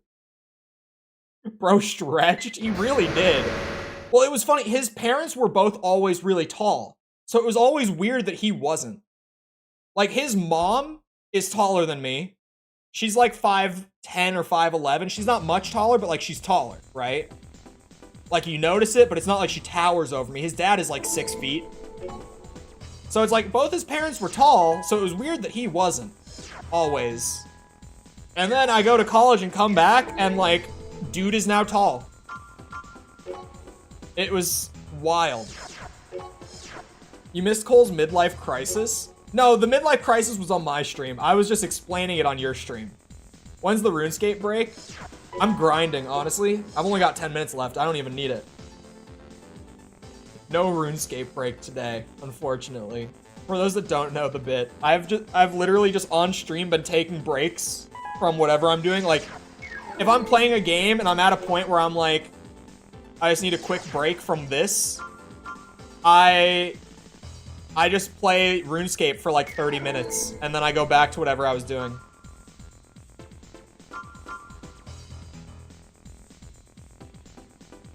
What happened? No, it was when I was on stream talking about how, like, when I sleep weird, like, when I was on stream last week, and I was saying here on this channel, like, I slept weird last night, and now my back has really been hurting all day. And then after I said it on stream, I was like, wait a minute, am I old? Like, what happened? Since when am I old? Since when do I say things like, I slept weird and my back hurts? Like, when did that become a thing for me? And I had this whole, like, breakdown on stream over it, and then I retold it on False's stream. Embrace it? Bro, I was seriously like, wait a minute. I'm in my early 20s. I didn't think I was supposed to sleep weird and have back pain all day. Since when? No one told me this happened. Oh, and then on False's stream, wait, there was more. On False's stream, I also brought up the thing that, like, when you're a kid, all the adults tell you that when you are an adult, that time flies. Like, that, you know, months disappear like that. And I was like, I always thought that that was just like a thing that old people said for whatever reason. But now that I'm like out of school, they were not lying. Because holy shit, like every single month, like when October came around, I was like, shit, I thought September just started. when September came around, I was like, man, August went by fast. When August came around, I was like, did July even happen? Like, what's... You have any hopes for the direction of future Souls-ish games? I think open world works well. I do want more linear stuff. I prefer the linear stuff. But I think open world works well. I think there's no reason that they'll get rid of it. Because Elden Ring sold, like, what? 25 million in its first year or something like that. So I don't see them getting rid of it. But at least, like, more legacy dungeon stuff, like Stormveil, would be good. What's up? Just finished watching your entire AC review series. What a great time. Thanks. I'm glad you enjoyed it. Is this just finished as in, like, binged them very recently? Because I was just talking about earlier how it's wild to me on days like today when I publish a video in the morning. And then, like, throughout the day, I see a bunch of new comments on, like, the older videos. Like, you know, the Nexus video or something like that. The Formula Front video, whatever. And it's weird having a series that's, like, this long, where I've been working on it for, like, 3 months. And to have random spikes in people going back and watching the videos from, like, 2 months ago. I'm just so not used to that sort of thing. Early 20s, man is a fetus 2.0. What are you talking about? You're not old enough to say that. Hold on, let me at least read this. A female raven in search of her grandfather. She created her AC using data she found on a disc. This arena is called the Champions Arena, so I'm just gonna hope that they're not as difficult as that makes them sound. I'm old enough, he's a fetus. False isn't even that much older. She's like, oh, fetus, fetus, fetus. Like, 6 years isn't that much older. My buddy that I hung out with the most in college was 31. I had no idea he was 31. Like, he was one of those people who, like, you would have no clue that he's 30s yet. Like, I thought he was maybe, like, 25. But then one of our other friends in college made a joke about him not being able to read something. And he said, like, what are you, 30? And dude just looks at him like most deadpan look I've ever seen from the guy. And just goes, yes. And I was like, wait, hold on. Because in that moment, I realized that I never knew exactly how old this guy was. I just kind of assumed he was like mid-20s. He also assumed that I was mid-20s throughout all that time up to that moment. At that moment, we found out that, like, he was 31 and I was 19. And I was like, what? Why did we gel the way that we did? Bastion, thank you for the sub. Appreciate it. It's weird knowing someone for, like, 3 months and hanging out with them consistently. And then realizing that they're, like, 7 years older than you thought, and that they're also, like, more than a decade older than you. When both of you had mistaken each other for being about the same age. I just say I'm old when someone asks. Yeah, he was like, what are you, 30? And he was like, yes. And I had a moment where I was like, wait a minute. Are you serious right now? And he's like, yeah, I'm 31. I'm like, oh my god. He was great. He was definitely my favorite person that I met in college. No offense to any other college friends of mine, but, you know, everyone's got favorites in the group. That's always a thing. Like, even my friend group right now, who I've had since, like, middle school and high school and stuff, and we've just always consistently hung out, like, never kind of fallen apart from each other. Like, yeah, I've got a favorite friend out of that group, and everyone knows it. Because we're one of those groups where it's like, yeah, there's, like, 7 of us, but then there's, like me and this one guy in the group who are, like, kind of just understood to be, like, a closer pair than the rest. And then there's, like, another couple friends of ours that are like, yeah, those two are closer than the rest of us all are. Like, specifically with one another. Like, there's just that... It's like we've got little, like, pairs within the group as a whole. We all have our favorites. It's like how I have a favorite streamer.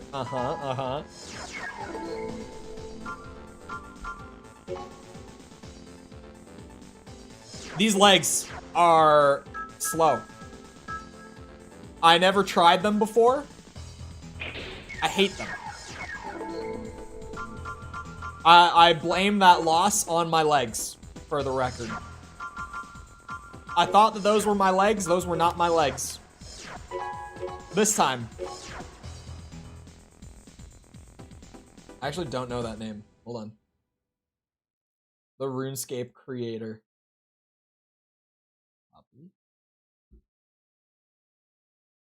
The fight's gonna start before I can actually look.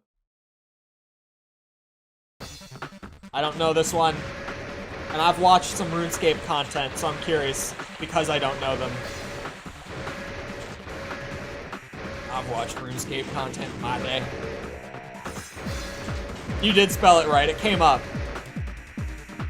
But now I can't actually open the page yet because the fight started. Cameron, thank you for the sub. Appreciate it.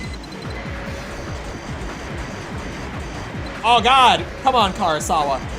You can't be doing this to me.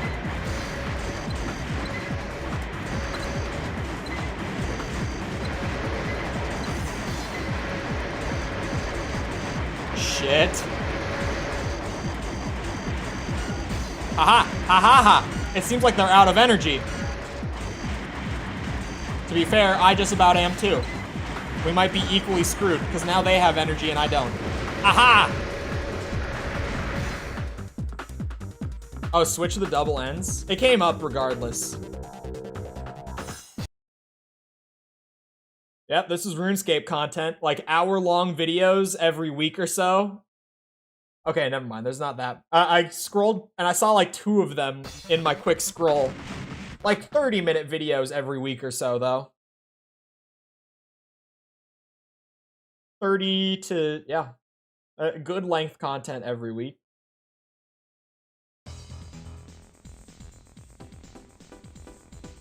What? I beat free-to-play on 88 hardcore Ironmen at the same time?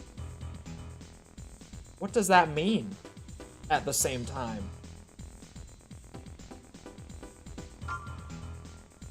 I'm looking for other things that really, like, jump out at me.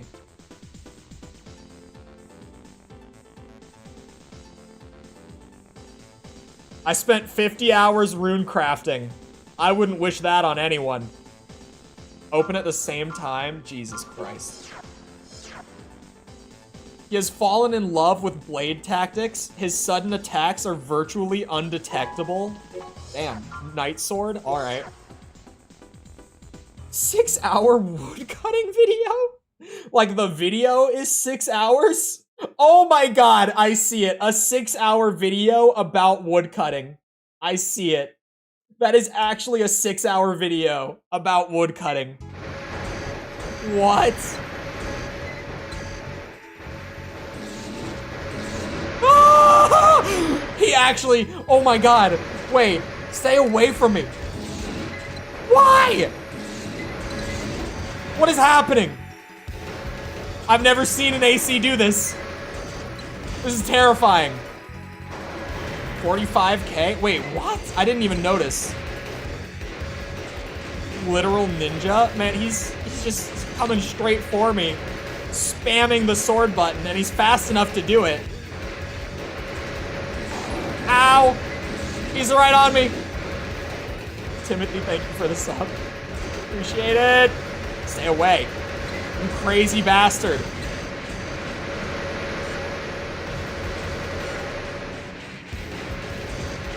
What is he doing?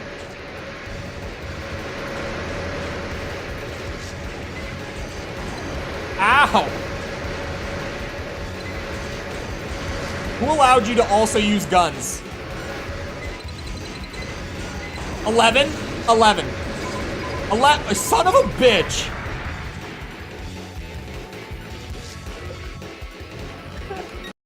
Oh my god, wait, I didn't mean to retry it. Son of a bitch. What the hell did I just experience? I have to beat him next time. It's about that time. 11 AP. I lost while he had 11 AP left. And I am pissed.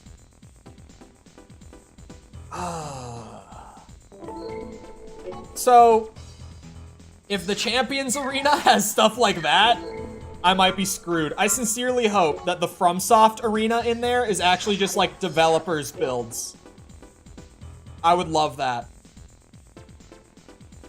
So yeah, this disc might have more to it than I thought, content-wise.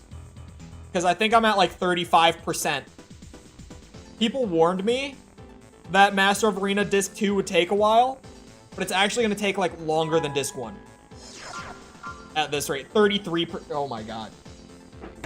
Anyway, it is about that time, so I hope you guys enjoyed.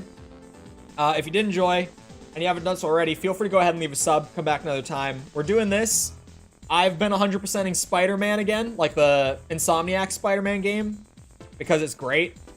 It's a great game. I've literally just been doing it because I wanted to again, no other reason. And it's been a blast, again, as expected.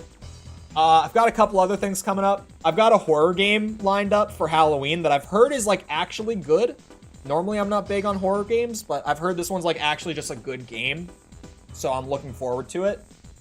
Other stuff coming up soon, where much like this being done alongside like the AC review series, the next review series I have a similar idea. Well, assuming what's like leading right now wins in terms of what we're actually going to do for the next series, I have a similar idea. So feel free to come back for any of that. Also, if you haven't done so already, like Jess said, feel free to leave a like on the stream. It helps out a lot with algorithm and stuff, so I'd really appreciate it. Thank you if you've done so already. Thank you if you're about to do so. If you're looking for links to engage with the community outside of YouTube, feel free to check out links in the description below. Things like Twitter, Discord server, TikTok, anything like that you might be looking for. Links to memberships and Patreon are down there as well. In terms of just like financial support stuff, you can get like videos early and all that. Check the tiers for that. Make sure you get the tier that you're actually looking for reward-wise, because it's a pain in the ass if you don't look ahead of time, trust me. But yeah, that's there. That's more for video stuff, but for streams, obviously, it all goes to the same place, so either way. Other than that, though, once again, I hope you guys enjoyed. I'll see all of us back here next time. I hope you all have a great rest of your day. Thank you for coming to the stream, and goodbye.